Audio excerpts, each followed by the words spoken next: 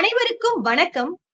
திரை இசையில் நீடித்து நிற்பது, மக்களின் மனங்களில் நீடித்து நிற்பது இசையா வரியா என்ற பட்டிமன்றத்திற்கு வந்திருக்கும் பேச்சாளர்கள் மற்றும் நடுவர் அனைவரையும் டைம் ஃபார் ஆல் சார்பாக வரவேற்கிறேன்.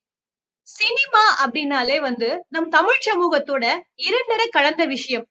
அதுலயும் பாடல்கள் குறிப்பா ரொம்ப நம்மளுடைய சமூகத்தோட நம்மளோட வாழ்வியலோட ஒன்றிய ஒரு விஷயமா தான் நான் பாக்குறேன். அத்தகைய பாடல்கள் தொன்று தொட்டு பெரிய பெரிய சமூக மாற்றங்களை ஏற்படுத்தி இருக்கு. அந்த சமூக மாற்றங்களுக்குள்ளலாம் நம்ம போக வேண்டாம். ஆனா திரை இசையில் இருக்கக்கூடிய பாடல்களுடைய வரிகள் மக்களுடைய மனங்கள்ல நிக்குதா இல்ல இசை நிற்குதா அப்படின்ற பட்டிமன்றத்துக்குள்ளதான் நம்ம இன்னைக்கு போறோம்.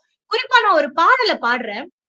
கொடியிலே மல்லிகைப்பூ மணக்குதே மானே, எடுக்கவா தொடுக்கவா துடிக்கிற நானே, பறிக்க சொல்லி தோண்டுதே பவள மல்லி தோட்டம், நெருங்க விடவில்லையே நெஞ்சுக்குள்ள கூச்சம். இப்ப இந்த பாடலை பாடணும்னு எல்லாரோட மனசுலயும் இசைஞானி இளையராஜாவோட பாடல் அப்படின்னு சொல்லுவோம். அந்த இசை அந்த அளவுக்கு அந்த பாடலுக்கு ஆழத்தை கொடுத்திருக்கு. ஆனா அந்த அளவுக்கு இசையை அமைக்கிறதுக்கு ஆழமான வரிகள் யார் அமைச்சா அப்படின்னு அதே கவிப்பேரரசு வைரமுத்துன்ற பதிலும் வரும். நம்மளால இசையையும் வரிகளையும் தனித்தனியா பார்க்க முடியல. என்னால ஒரு சாதாரண மனிதரா அப்படி பார்க்க முடியல. ஆனா நம்மளுடைய நடுவர் நம்ம கிட்ட கேட்டா உயிரும் உடலும் மாறி ரெண்டு கண்கள்ல எதை முக்கியத்துவம் கொடுக்கறது அப்படின்னு சொல்லிட்டு பொத்தாம் பொதுவா போயிருவோம். ஆனா அப்படி பேசுறதுக்கு இல்லாம இதற்கு ஒரு தீர்ப்பு வேணும் இல்லையா? அதற்காக இந்த பட்டிமன்றத்திற்காக நடுவர் திரு கோபாலகிருஷ்ணன் ரங்கபிரசாத் வந்திருக்காரு. ஒரு பன்னாட்டு நிறுவனத்துல மென்பொருள் துறையில பணியாற்றி வருகிறார். அது மட்டும் இல்ல, அவரு பல்வேறு பட்டிமன்றங்கள்ல பேச்சாளராகவும் நடுவராகவும் இருந்திருக்கிறார்.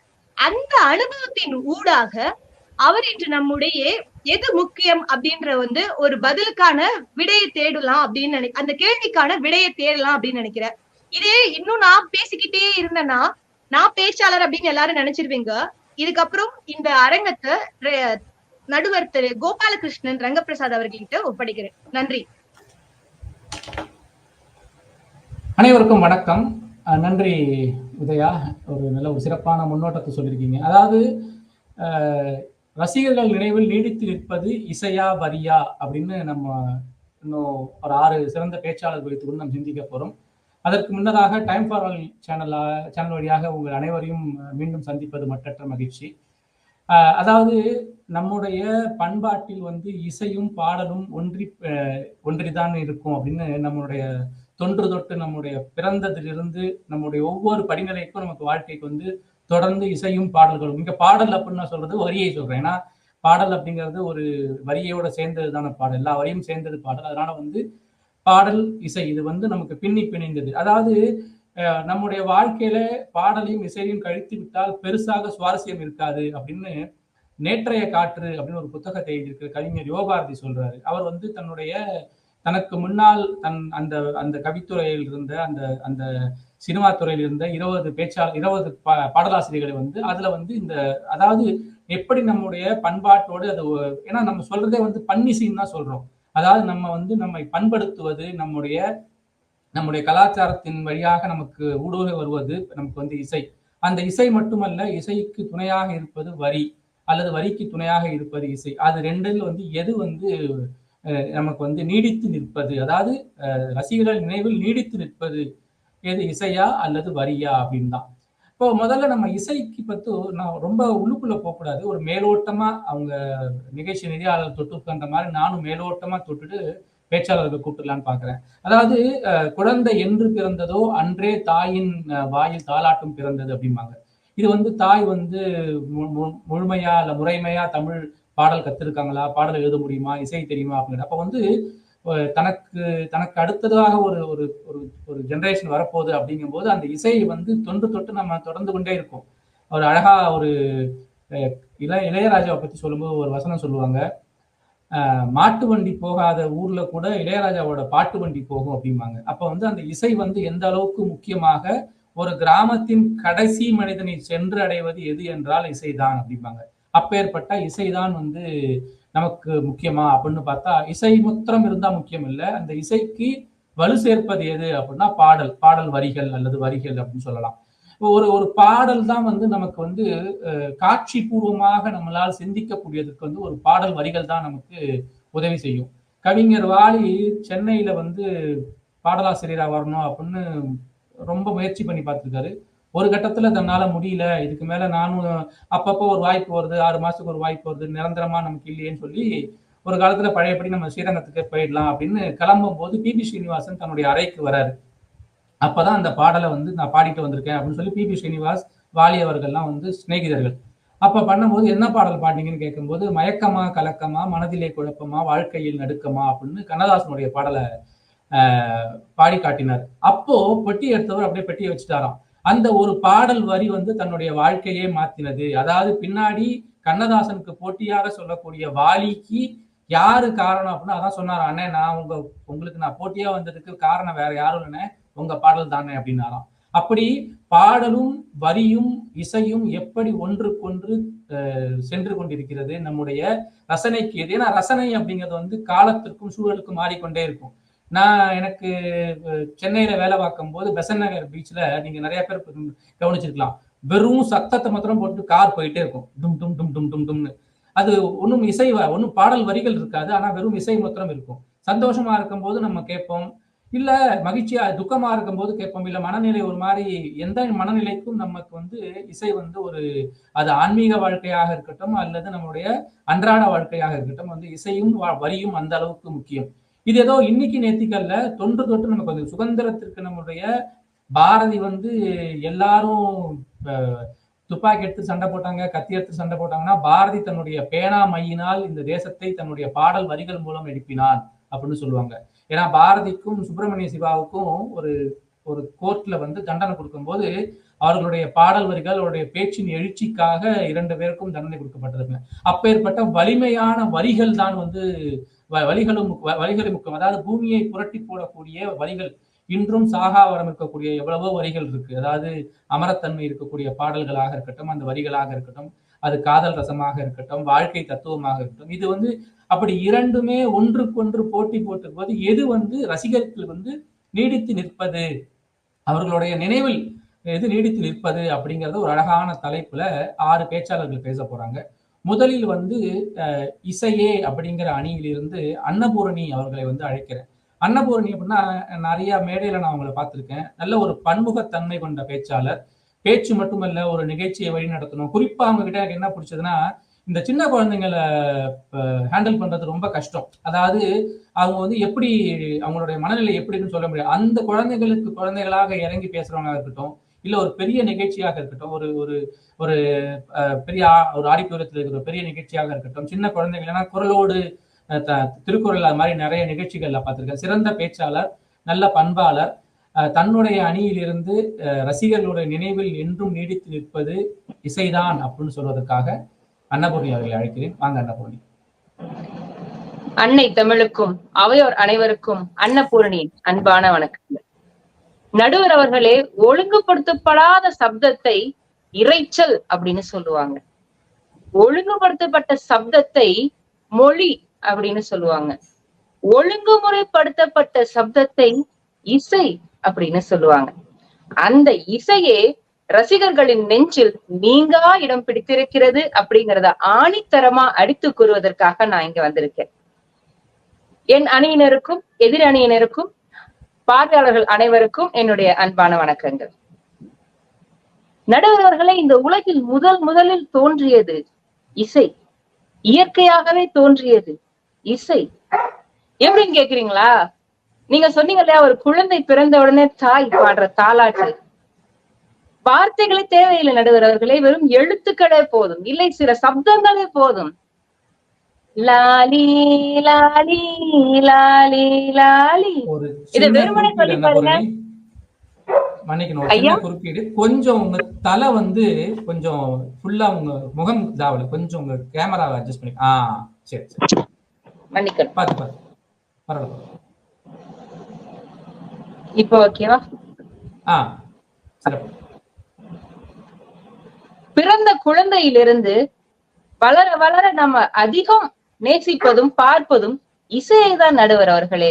இப்போ ஒரு 3 வயது குழந்தைய கூட பாருங்க, அவங்க பாக்குற கார்ட்டூன்கள்ல நிறைய இசை சம்பந்தப்பட்டதாதான் இருக்கும். அதாவது அவங்கள ஈர்க்கிற விஷயம் எதுன்னு கேட்டா அந்த இசையாதான் இருக்கும். பாடலோ வரிகளோ மொழியோ அவங்களுக்கு முக்கியமே கிடையாது. அந்த இசை அவங்கள அப்படியே கட்டி இழுத்துட்டு போயிரும். நடுவர் அவர்களே, ஆன்மீகத்தையும் லௌகீக வாழ்க்கையும் இணைக்கும் ஒரு பாலம் இசை அப்படின்னு பீத்தோவன் சொல்லியிருக்கார். நித்த நித்த நெல்லுச்சோறு நெய் மணக்கும் கத்திரிக்கா, நித்த நித்த நெல்லுச்சோறு நெய் மணக்கும் கத்திரிக்கா, நேத்து வச்ச மீன் குழம்பு என்ன இழுக்குதையா. இத வெறும் வரியா கூட சொல்லிட்டு போலாம். ஆனா வரியா சொல்லும் போது நம்ம அந்த பழைய சோறு இழுக்குமான்னு கேட்டா இழுக்காது. ஆனா அந்த இசையோடு சேர்த்து சொல்லும் போது கண்டிப்பா அது இழுக்கதானே செய்யும். இப்ப பாருங்க, நிறைய பேருக்கு எச்சி ஊற ஆரம்பிச்சிருக்கோம். இந்த பாடல்கள்னு மட்டும் இல்லைங்க ஐயா, சில வாத்தியங்கள் மட்டுமே போதும் நம்மள அப்படியே உயிர்த்து எழ வைக்கிற வாத்தியங்களே நிறைய இருக்கு. உதாரணமா நம்ம ஊர் பக்கம் எல்லாம் பம்பை உடுக்கையெல்லாம் அடிப்பாங்க, கேட்டிருக்கீங்களா? உடுக்கை அடிப்பாங்க. உடுக்கை அடிச்ச உடனே நிறைய பேர் அப்படியே எந்திரிச்சு ஆட ஆரம்பிச்சிருவாங்க. ஏன்னா அதெல்லாம் நம்மளோட இணைந்தது, நம்மளை ஈர்க்கிற விஷயங்கள்லாம் இந்த இசை. அது மட்டும் இல்ல நடுவர்களே, இந்த புல்லாங்குழல், வயலின், அதுலயும் இளையராஜா ஒரு பாட்டு போட்டிருப்பாருங்க, பாருவாய பிறப்பற வேண்டும் அப்படிங்கிற ஒரு பாட்டுல வீணை இசை வரும் நடுவுல. அப்படியே உயிரை உருவி எடுத்துட்டு போயிருங்க ஐயா. அந்த பாட்டு வரி என்ன அதெல்லாம் எதுவுமே தேவையில்லை, அந்த வீணை இசையை மட்டும் கேட்டு பாருங்களேன், நம்மளே வேற ஒரு உலகத்துக்கு போயிட்டு வருவோம். அந்த அளவுக்கு நம்மள அப்படியே மூழ்கடிக்கக்கூடிய வல்லமை கொண்டது இசை. ஒரு சில பாடல்கள் அப்படியே நம்மளுடைய உணர்வுகளுடைய குவியலா இருக்கும். உதாரணமா பாத்தீங்கன்னா, காதலா காதலா காதலால் தவிக்கிறேன் அப்படின்னு ஒரு பாடல் இருக்கும். இத வெறும் வரிகளா சொல்லி பாருங்க, நமக்கு அந்த பாடலோட அந்த உணர்வோட கணம் தெரியாது. ஆனா அந்த பாடலை கேட்டு பாருங்களேன், நம்மளே அறியாம நம்மளே ஒரு சோகத்துக்குள்ள போயிருவோம். அந்த காதலனுடைய வலி அது எல்லாத்தையும் அப்படியே புழிஞ்சு எடுத்திருப்பாரு அந்த இசை மியூசிக் டைரக்டர். இவங்க எல்லாத்தையும் தாண்டி நான் ஒரு அரக்கனை பத்தி இன்னைக்கு உங்ககிட்ட பேச போறேன் நடுவர் அவர்களே. இசை கடலில் நம்மளை தத்தளிக்க விட்டு தள்ளி நின்று வேடிக்கை பார்த்த ஒரு அரக்கன். நம்மளுடைய சுகம், துக்கம், இன்பம், துன்பம் இப்படி எல்லாத்திலையும் நம்ம கூடவே பயணித்த ஒரு அரக்கன். இன்பத்தில் துள்ளி குதிக்க வைத்த ஒரு அரக்கன், சோகத்தில் நம்மை ஆற்றுப்படுத்திய ஒரு அரக்கன். அந்த அரக்கன் வேறு யாரும் அல்ல, இசைஞானி இளையராஜா அவர்கள். கண்டிப்பா அவர் அரக்கன்னு சொல்றது தகும். ஏன்னா அவருடைய இசைக்கு அந்த அளவுக்கு ஒரு வல்லமை இருக்கிறது நடுவர் அவர்களே. எங்க அம்மா சொல்லுவாங்க, எங்க அண்ணன் சின்ன வயசுல சாப்பிடணும் அப்படின்னா அண்ணாத்த ஆடுறார் பாட்டு போட்டாதான் சாப்பிடுவாரு அப்படின்னு சொல்லுவாங்க. அண்ணாத்த ஆடுறாருன்னு அந்த பாடல் வரி வரதுக்கு முன்னாடி ஒரு பறை இசை வரும் பாருங்க, அங்க அண்ணாத்த ஆடுறாரோ இல்லையோ எங்க அண்ணாத்த ஆட ஆரம்பிச்சிருவாரு. இப்படி பல பாடல்கள் இருக்கிறார் அவர்களே. அதுலயும் அவரு உபயோகப்படுத்துற இசை கருவிகள் இருக்கு பாருங்களேன், அதுலயும் ரொம்ப வித்தியாசமா எல்லாம் உபயோகப்படுத்தி இருப்பாரு. உதாரணமா காதோரோலாக்கு கதை சொல்லுதையா, அந்த பாடலோட பிஜிஎம் பாருங்க, ஒரு கொட்டாங்குச்சியை வச்சு உபயோகப்படுத்தி அந்த இசையை உருவாக்கி இருப்பார். நம்மளால நினைத்து கூட பார்க்க முடியாத நிறைய மேஜிக்கான விஷயங்களை எல்லாம் அந்த அரக்கன் செஞ்சுட்டு போயிருக்கார். அப்புறம் ரொம்ப நம்மள அப்படியே உருக வைக்கிற ஒரு பாட்டு, உச்சி வகுந்தெடுத்து பிச்சி பூ வச்ச கிளி பச்சை மலை பக்கத்துல மேயுதுன்னு சொன்னாங்க, மேயுதுறத சொன்னதுல மாயம் என்ன கண்ணாத்தா. இந்த பாடலுடைய ஆரம்பத்துல ஒரு கருவி உபயோகப்படுத்தி இருப்பாரு. அந்த கருவினுடைய பெயர் பவுனி. இப்போ அது புழக்கத்திலே இல்லையா. அந்த இசையே நம்மள வேற ஒரு உலகத்துக்கு கொண்டு போயிரும். அது மட்டும் இல்லாம பாடல் வரிகளை பத்தி பின்னாடி வரவங்க நிறைய பேசுவாங்க. ஆனா அந்த வரிகள்லாம் படிக்கும் போது மட்டும்தான் அது வரிகள். எப்ப அவங்க அதை பாட ஆரம்பிக்கிறாங்களோ அப்பவே அது இசையோட சேர்ந்து போயிருது நடுவர் அவர்களே. நிறைய மேஜிக் எல்லாம் பண்ணி உங்களை ஏமாத்த பாப்பாங்க. தயவு செய்து நீங்க ஏமாந்துராதுங்க. அவங்க பாடுனாங்க அப்படின்னாலே அங்க எங்களுடைய இசை வந்துருது முன்னாடியே. அதனால நீங்க கொஞ்சம் சுதாரணமா இருந்துக்கோங்க. அப்புறம் இளையராஜா அவர்கள்ட்ட எனக்கு ரொம்ப ரொம்ப பிடிச்ச இன்னொரு விஷயம் திருவாசகம். திருவாசகம் பல வருடங்களுக்கு முன்னாடி எழுதப்பட்டது. எத்தனையோ பேர் பாடியிருக்காங்க, எவ்வளவோ பேர் அதுல பதிகம் பாடியிருக்காங்க. ஆனா இளையராஜா அவர்களுடைய சிம்போனிக்கு அப்புறம் அதனுடைய உயரம் எந்த அளவுக்கு போனதுன்னா, ஒரு ஜெர்மானியர் இது என்ன பாட்டுன்னு எனக்கு தெரியல, ஆனா இது கேட்கும் போது எனக்கு உள்ள என்னமோ பண்ணுது அப்படின்னு அவரோட யூடியூப்ல கீழே கமெண்ட் போட்டிருந்தார் நடுவர் அவர்களே. இசைக்கு மொழி அவசியமே கிடையாது. அதுலயும் குறிப்பா ஒரு பாடல் என்னை உயிர்த்தெழ வைத்த ஒரு பாடல், பூவார் சென்னி மன்னன் எம்பு எங்க பெருமான். அந்த பாட கூட வேணாம், அந்த முன்னாடி ஒரு பிஜிஎம் போடுவாரு பாருங்க, அப்படியே தூக்கத்துல இருந்து எந்திரிச்சிரும். அந்த அளவுக்கு ரொம்ப உயிர்த்தெழ வைக்கிற ஒரு இசையா அவருடைய இசை இருக்கும். இறுதியாக நடுவர் அவர்களே, இன்னைக்கும் சரி அன்னைக்கும் சரி, இசைக்கு மொழியே இல்லை, மொழி தேவையே கிடையாது. அந்த காலத்திலே இந்தி பாடல்கள் நிறைய பிரபலமாயிருந்திருக்கும். மேரி சப்னோ கிரானே கபு ஆயே கீத்து, இதெல்லாம் எங்க அப்பா பாடியிருக்காரு. அர்த்தம் தெரிஞ்சா பாடியிருப்பாங்க. ரேடியோல அடிக்கடி கேட்டு கேட்டு பாடுறாங்க. இன்னைக்கு நான் கூட பாடுறேன். தேரா மேரா ரிஷ்தா ஹே கேசா இக்கு பர் தூர் கவார் மேரி. என்ன கேட்டீங்கன்னா எனக்கு அர்த்தம் தெரியாது, ஆனா இந்த இசை என்னுள் நுழைந்திருக்கிறது. ஆதலால் இந்த பாடல் எனக்கு நினைவு இருக்கிறது. ஆக பின்னாடி வரவங்க எவ்வளவுதான் பொய் சொன்னாலும் நாங்க இப்பயே உண்மை சொல்ல ஆரம்பிச்சிடறோம். ரசிகர்களின் மனதில் என்றும் நீங்கா இடம் பிடித்திருப்பது இசையே என்று கூறி என் உரையை நிறைவு செய்கிறேன். நன்றி, வணக்கம். நன்றி நன்றி நன்றி அன்னபூரணி. ஒரு நல்லா பேசுவீங்கன்னு தெரியும். இப்பதான் இன்னைக்குதான் பாடுறதும் கேள்விப்பட்டிருக்கேன். அதுவும் ஹிந்தி பாட்டு அதெல்லாம். அதாவது உண்மைதான், நமக்கு புரியுதோ இப்ப அந்த ஒரு குறிப்பிட்ட மொழி நமக்கு அது ஹிந்தி தான் இல்லை எந்த மொழியாக இருக்கட்டும், மொழி தெரியலனா கூட அந்த இசையின் மேல் உள்ள ஈர்ப்பால அந்த பாடல் நமக்கு உள்ள வந்துடும் அப்படிங்கிறது ரொம்ப உண்மை. இன்னொன்னு, குழந்தைகளுக்கு சொல்லக்கூடியதாக, குழந்தைகளுக்கு பாடல் அவங்களுக்கு சொல்ல முடியுமா, புரிஞ்சுக்க முடியுமா அப்படின்னா சந்தேகம் தான். ஏன்னா குழந்தைகளுடைய மொழி அப்படின்னு எந்த மொழியும் சொல்ல முடியாது. ஆனா அவர்களுக்கு புரிந்த ஒரு மொழி இப்ப இந்த இசைதான். அதுவும் அம்மா பாடும்போது அது சின்னதாக ஒரு எந்த விதமான ஸ்வரமும் செட்டாலனாலும் பரவாயில்ல, அந்த அம்மாவுடைய இசை இல்லை யாராவது இசை வரும்போது அப்போ அந்த குழந்தை எப்படி என்ஜாய் பண்ணும் அப்படிங்கிறத அதை ரொம்ப அழகா சொன்னீங்க. இன்னொன்னு, இந்த உச்சி வகுல் எடுத்து பாட்டுல அது ரொம்ப ஒரு சட்டிலான பாடல் மாதிரி தோணும். அதுல அதாவது எந்த விதமான அலப்பறையும் இருக்காது. ஆனா என்னமோ நீங்க சொன்ன மாதிரி அது ஒரு நமக்கு ஒரு ஒரு ஒரு விதமான கலக்கத்தை உண்டு பண்ணக்கூடிய பாடலாக இருக்கும். ரொம்ப நிதானமாக போற பாடல். அது மாதிரி ஒவ்வொரு புல்லாங்குழலை பற்றி சொல்றது, புல்லாங்குழல் அப்படிங்கிறது அது வேணுகானம் அப்படின்னு சொல்லுவாங்க. அதாவது அந்த அளவுக்கு ஒரு ஒரு நமக்கு நிறைவை தரக்கூடியது இசைதான். என்னதான் வரி இருந்தாலும் ஆனா இசையோடு சேர்ந்தாதான் அது பரிணமிக்க முடியும் அப்படின்னு தன்னுடைய வாதத்தை மிக சிறப்பாக செய்தாங்க. இன்னொன்னு, இசை அப்படிங்கிறது இந்த ஒழுங்குபடுத்துவது, இந்த இறைச்சல் நாய்ஸ் எல்லாம் எடுத்துட்டு எது கொடுக்கும்போது, ஏன்னா தன்னுடைய உணர்வுகளை எழுப்புவது எதுன்னா இசைதான். அதன் மூலமாக, ஏன்னா அந்த குழந்தைகளுக்கு பாடலுடைய அர்த்தம் எல்லாம் தெரியும், ஆனா இசையோடைய அந்த இது தெரியும் அப்படின்னு சொன்ன அந்த ஒரு சிறப்பான வாதமாக இருந்தது. மொத்தத்தில் அதாவது நினைவில் நீடித்து நிற்பது இசைதான் அப்படின்னு தன்னுடைய வாதத்தை ஆணித்தனமாக வைத்து சென்றிருக்கிறார் அன்னபூரணி. இதற்கு பதில் சொல்லும் வகையிலும் தன்னுடைய வாதத்திற்கு, அதாவது வரிகள் தான் ரசிகர்கள் நினைவில், ஞாபகம் வச்சுக்கோங்க, ரசிகர்கள் நினைவில் நீடித்து நிற்பது அது அது ஏன்னா இந்த நீடித்து நிற்பது அப்படிங்கிறதுக்கு ஒரு ஒரு கொக்கி போட்டிருக்காங்க அந்த அந்த சொல்லல. அதனாலதான் நான் அதை ரொம்ப அழுத்தி சொல்றேன்.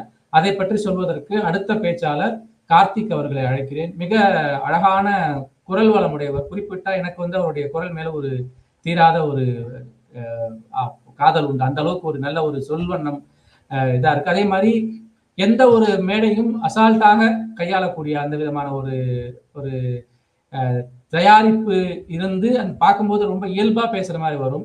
அப்பேற்பட்ட பேச்சாளர் time for all YouTube channel. எனக்கு குறிப்பா கம்பராமாயணத்துக்கு ஒரு எனக்கு அந்த வகையில் எனக்கு அவர் மேல ஒரு தனி மதிப்பு மரியாதை உண்டு. தன்னுடைய அணியிலிருந்து வரிகளே, அதாவது பாடல் வரிகளே நீடித்து நிற்பதற்கு அப்படின்னு சொல்வதற்காக வரார் கார்த்திக். வாங்க கார்த்திக். நன்றி நடுவர் அவர்களே. அனைவருக்கும் வணக்கம். நடுவர் திரு ரங்கபிரசாத் அவர்கள் தலைமையிலே இன்று நீடித்து நிற்பது, ரசிகர்களின் மனதில் நீடித்து நிற்பது இசையா வரியா என்று வாதிடுவதற்காக நாம் வந்திருக்கிறோம். இப்ப எனக்கு முன்னாடி அன்னபூர்ணி பேசிட்டு போனாங்க. அன்னபூர்ணி நல்ல பாட்டு பாடினாங்க. நிறைய பாடல்கள் பாடினாங்க. அவங்க இசைனா என்ன அப்படின்னு ஒரு வரையறை சொல்லியிருந்தார்கள். என்ன அப்படின்னா, இரைச்சல்னு ஒண்ணு இருக்கு. அது ஒழுங்குபடுத்தப்பட்ட ஓசைக்கு பேரு இசை அப்படின்னு சொல்லியிருந்தாங்க. சில பேருக்கு இசையா தெரியுது, சில பேருக்கு இரைச்சலா தெரியும். யாருக்கு அந்த இசை இரைச்சலாக தெரிகிறதோ அவர்கள் மனதில் அது நீடித்து நிற்காது. நான் ரொம்ப எளிதில சொல்றேனே, இப்ப கடல்ல அலை வருது. அது அலை வருவதை பல பேர் ஓசைன்னு சொல்றோம். சில பேர் தான் இசைன்னு சொல்றோம். இசை என்று சொல்லுபவர்களுக்கு அது மனசுல நீடிச்சு நிக்கலாம். இன்னொன்னு வரிக்கு வரி கருத்துக்கள் சொல்லுகிற பாடல்கள் தொடர்ந்து காலாகாலத்துக்கு நிற்கும். நான் இப்ப ஒரு பாட்டு ஒண்ணு சொல்றேன். இது பாட்டா அப்படின்னே உங்களுக்கு ஒரு கேள்வி வரும். அகர முதல எழுத்தெல்லாம் ஆதி பகவன் முதற்றே உலகு. இது பாட்டா அப்படின்னு கேட்டீங்கன்னா, இது திருக்குறள்ல வரக்கூடிய முதல் குறள் தானே அப்படின்னு உங்களுக்கு தோணும். கவிதாலயால முதல்ல படம் தொடங்கியில திருவள்ளுவர் அப்படியே திரும்புவாரு.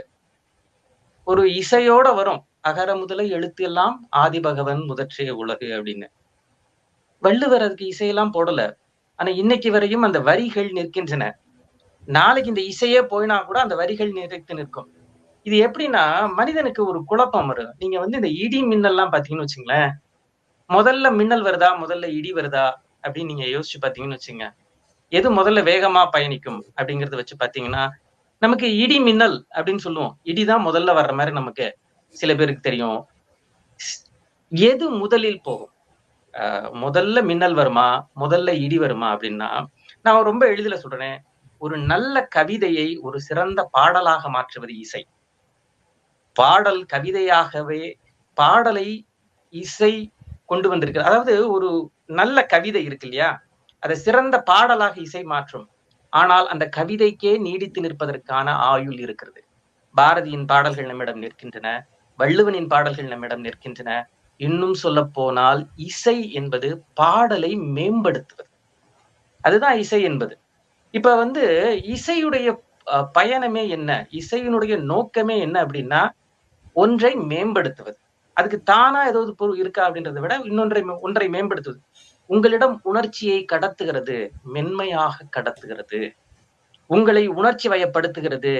அது இசை என்பது ஒரு அட்ஜெக்டிவ். இப்ப ஒரு சிறந்த மனிதன் அப்படின்னு நீங்க சொல்றீங்கன்னா, மனிதன் என்பதுதான் பொருள். அவர் அந்த மனிதனிலே ரொம்ப சிறந்தவர். அவருடைய நிலை உயர்த்தப்படுவது இருக்கு இல்லையா, அந்த மாதிரி உயிர்ப்பு, ஒரு பாடலின் உயிர் என்பது வரிதான். அந்த வரிய கொஞ்சம் மேல, அதாவது நீங்க சாதாரணமா இருக்கையில உங்க முகம் சாதாரணமா இருக்கும். நீங்க மேக்கப் போட்டு வெளில வந்தீங்கன்னா ரொம்ப அழகா இருக்க மாதிரி இருக்கும். இந்த இசை என்பது ஒரு மேக்கப் மாதிரி. ஒப்பனையை போல பாடல் என்பது உயிர், ஆனால் இசை என்பது ஒரு மேக்கப் மாதிரி. இப்ப இந்த இசை வந்ததுக்கு அப்புறம் ஆஹா பாடல் அருமையா இருக்குங்க, அந்த மியூசிக்ல அந்த பாட்டு கேட்கல எவ்வளவு அருமையா இருக்கு அப்படின்னு உங்களுக்கு தோணலாம். ஒரு சூழல்ல அந்த இசையே மறந்துடுதுன்னு வச்சுக்குவோம். இப்ப பவுனின்னு ஒரு இசைக்கருவியை இளையராஜா அவர்கள் காதோரம் லோலாக்கு பாட்டுக்கு பயன்படுத்தினார். இப்போது அந்த பவுனியே இல்லை. ஆனா அந்த காதோரம் லோலாக்கு அப்படிங்கிற வரியை உங்களால் மீளுருவாக்கம் செய்ய முடியும், படிக்க முடியும், பேச முடியும். இந்த இசை என்பது, நீங்க கூட சொன்னீங்க புல்லாங்குழலுக்கு வேணு கானம், கானம்னாலே அது பாடல். அப்ப இசையை மேம்படுத்துவது அப்படிங்கிறத விட இசை என்பது ஒரு வாகனமாகவோ அல்லது பாடலை மேம்படுத்துவதாகவோ இருக்குது. உயிராக இருப்பது பாடல். நீங்க பாருங்க, பாரதியார் பாட்டு எழுதிட்டாரு, பாரதியார் இப்ப இல்ல, பாரதியார் ஒன்னும் மெட்டுக்கு பாட்டு எழுதல. பாரதியாருடைய பாடலை நீங்க இசை மயப்படுத்துகிற போது அந்த பாடல் மிக உயர்வாக உங்களுக்கு தோன்றும். ஆனால் அந்த பாடல் இத்தனை ஆண்டு காலமாக நிலைத்து நிற்பதற்கு காரணம் அந்த வரிகள். இசை என்பது ஒரு பாட்டை உங்களிடம் போய் உங்களுக்கு பிடிக்கிற வகையில கொடுக்குற மாதிரி. இன்னும் கூட சொல்லணும்னா, இசை என்பது போதையை போல உங்களை மயக்கும் இசை என்பது. ஆனால் பாடல் வரிகள் கீதையை போல இருக்கிறதுக்கு வாய்ப்பு இருக்கு. இந்த பாடல் என்கின்ற கீதையும் இசை என்கின்ற போதையும் சேர்த்து, அதாவது வரி என்கின்ற கீதையும் இசை என்கின்ற போதையும் சேர்த்து அமைத்து கொடுக்கிற பாதைதான் பாடல். ஆனால் மேன்மை தங்கியது எது? பாடல். பாடல் வரிகள் தான் மேன்மை தங்கியது. இப்ப நமக்கு போதை தான் பிடிக்கும். முதல்ல போதை தான் நல்லா இருக்குன்னு நாம சொல்லுவோம். ஆனா நீடிச்சு எது நிக்கும் அப்படின்னா, அதற்குள் இருக்கிற தத்துவம் சார்ந்த அந்த சொற்றொடர்கள், வரிகள் தான் நிக்கும். இப்ப நீங்க பாருங்க, மனுஷன் எல்லாருக்குமே போதை தாங்க பிடிக்கும். இசை வந்து மயக்கக்கூடியது. நம்ம இயல்பாவே கேட்டிருப்போம். மயக்கும் இசை அப்படின்னு தான் சொல்லுவோம்.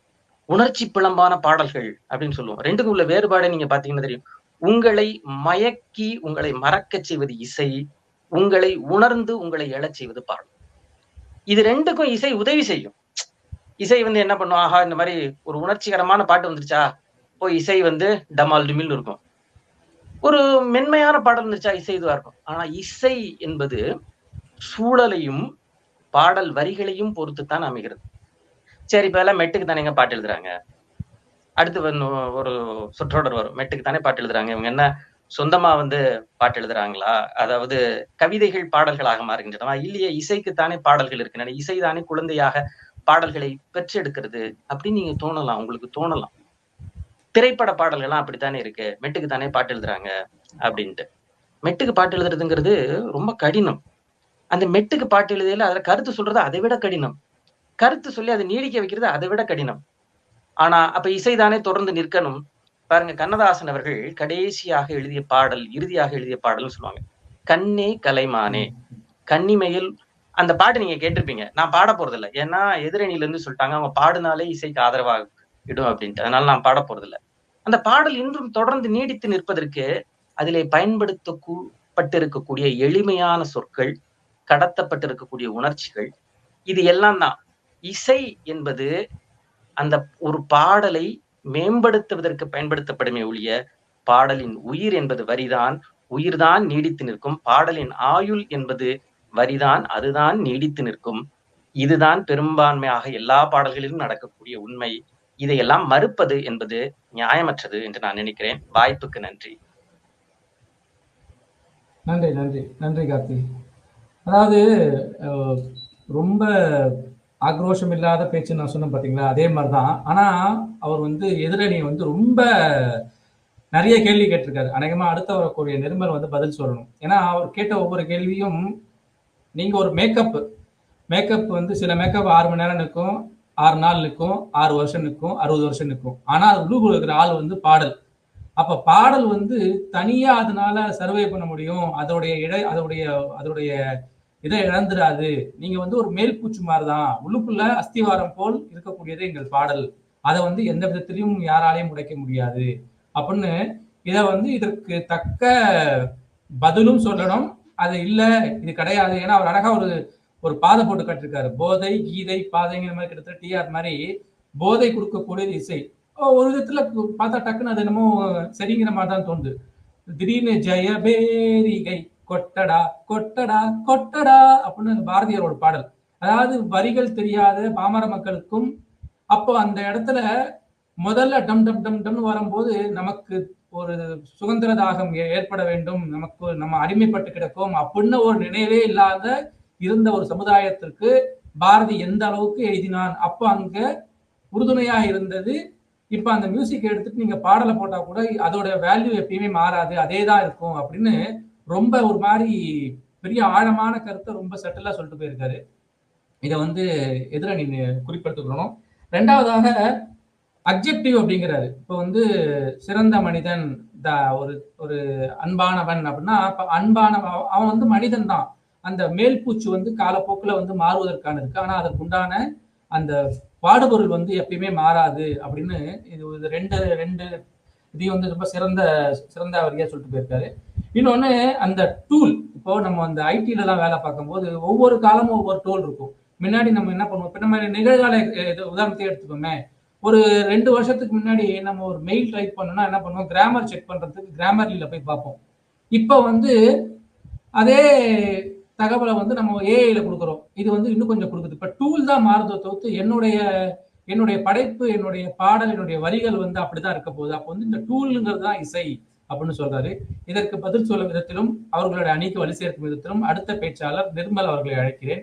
இசை என்ற அணியில் இருந்து, அதாவது எது நினைத்து நீடித்து நிற்பது அப்படின்னு. நிர்மலை பத்தி நான் சொல்றதை விட நீங்க தேக்காப்பாக்கெல்லாம் போனா பேனர் எல்லாம் போட்டிருக்காங்க. அதனால நான் அவரை சொல்லி அது ஒரு பெரிய பெரிய லிஸ்டே இருக்கு. நடிகர், சிறந்த கதாசிரியர், சிறந்த பேச்சாளர்.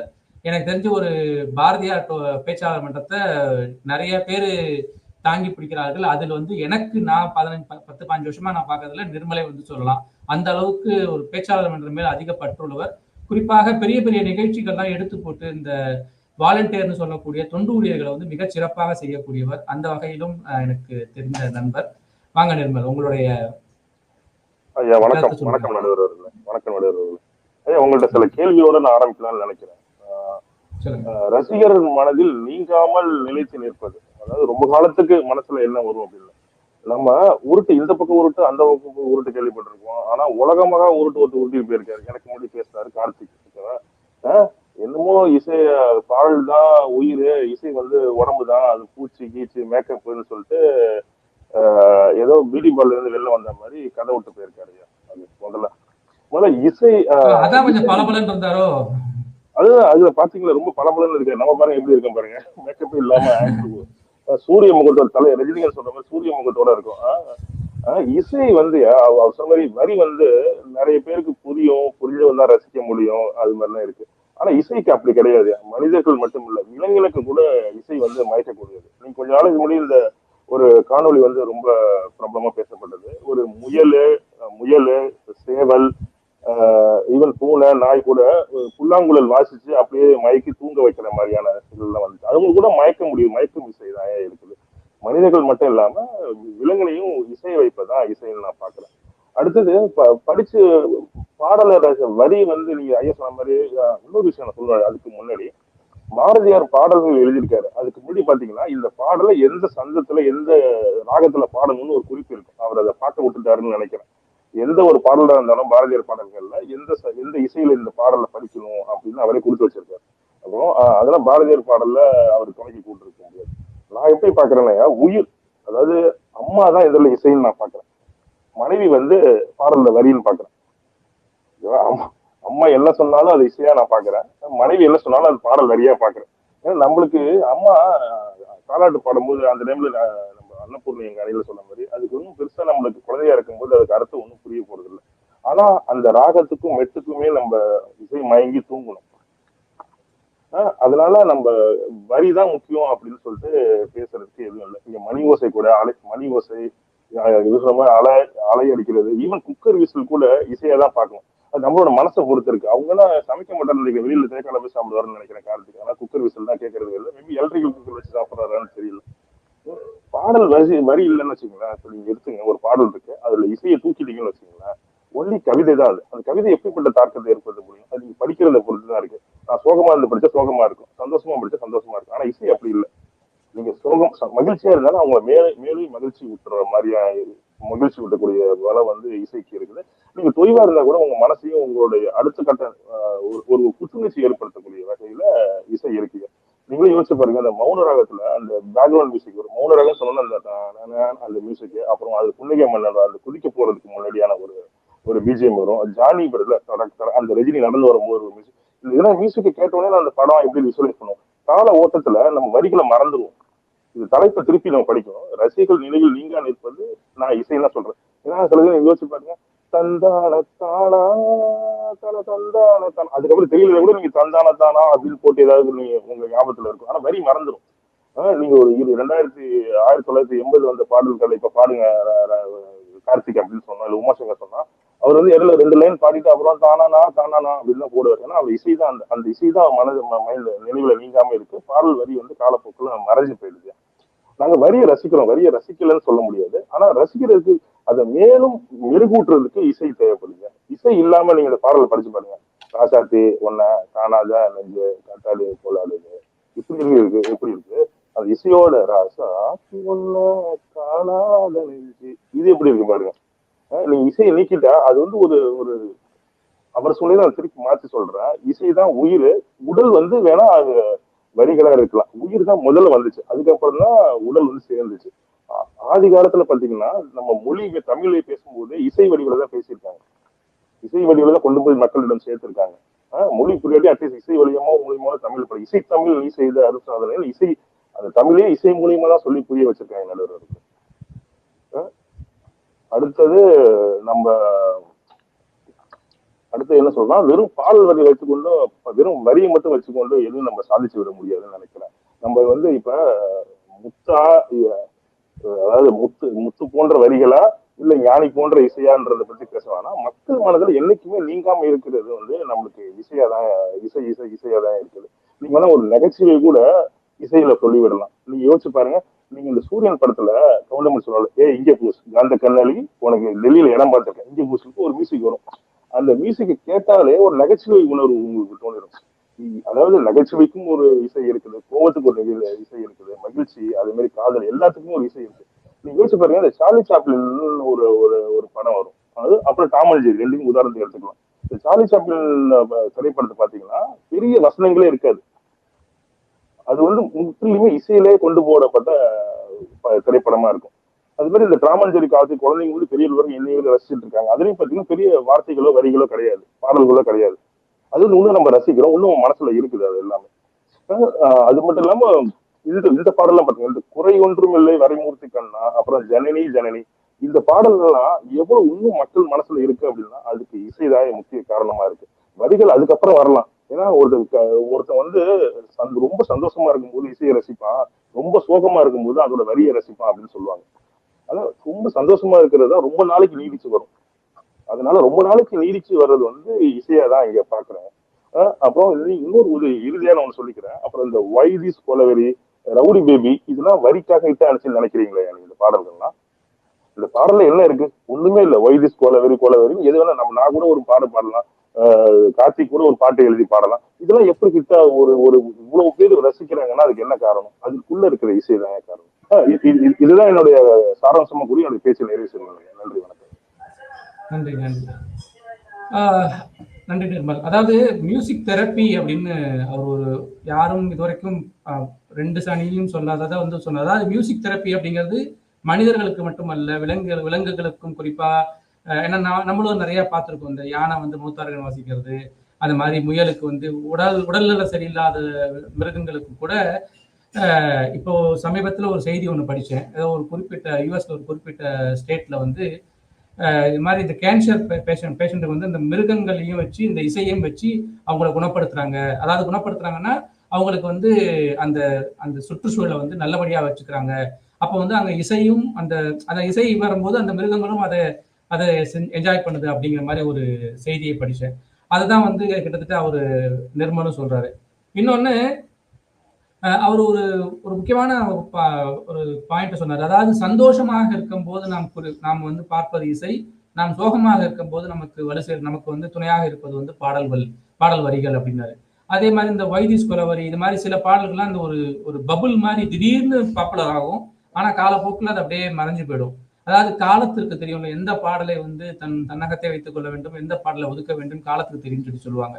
இப்ப கார்த்தி சொன்ன அந்த அகரமுதல எழுத்தெல்லாம் ஆதிபா, அது வந்து 2000 வருஷத்துக்கு முன்னாடி இதனால இன்னைக்கும் இருக்கும், இன்னும் 2000 வருஷம் கழிச்சு பண்ணாலும் இருக்கும். ஆனா சில பாடல்கள் வரிகள் அப்படி கிடையாது. ஆனா அப்படிப்பட்ட பாடல் வரிகளுக்கும் எது வந்து கொண்டு சேர்க்குது, அட்லீஸ்ட் அதோடைய லைஃப் வந்து ரொம்ப ஷார்ட்டா இருந்தா கூட எது வந்து கொண்டு சேர்க்குதுன்னா அப்ப இசைதான் நாங்க வந்து முக்கியமா இருக்குன்னு ஒரு முற்றிலும் வேறுபட்ட கண்ணோட்டத்துல தன்னுடைய வாதத்தை வைத்திருக்காரு.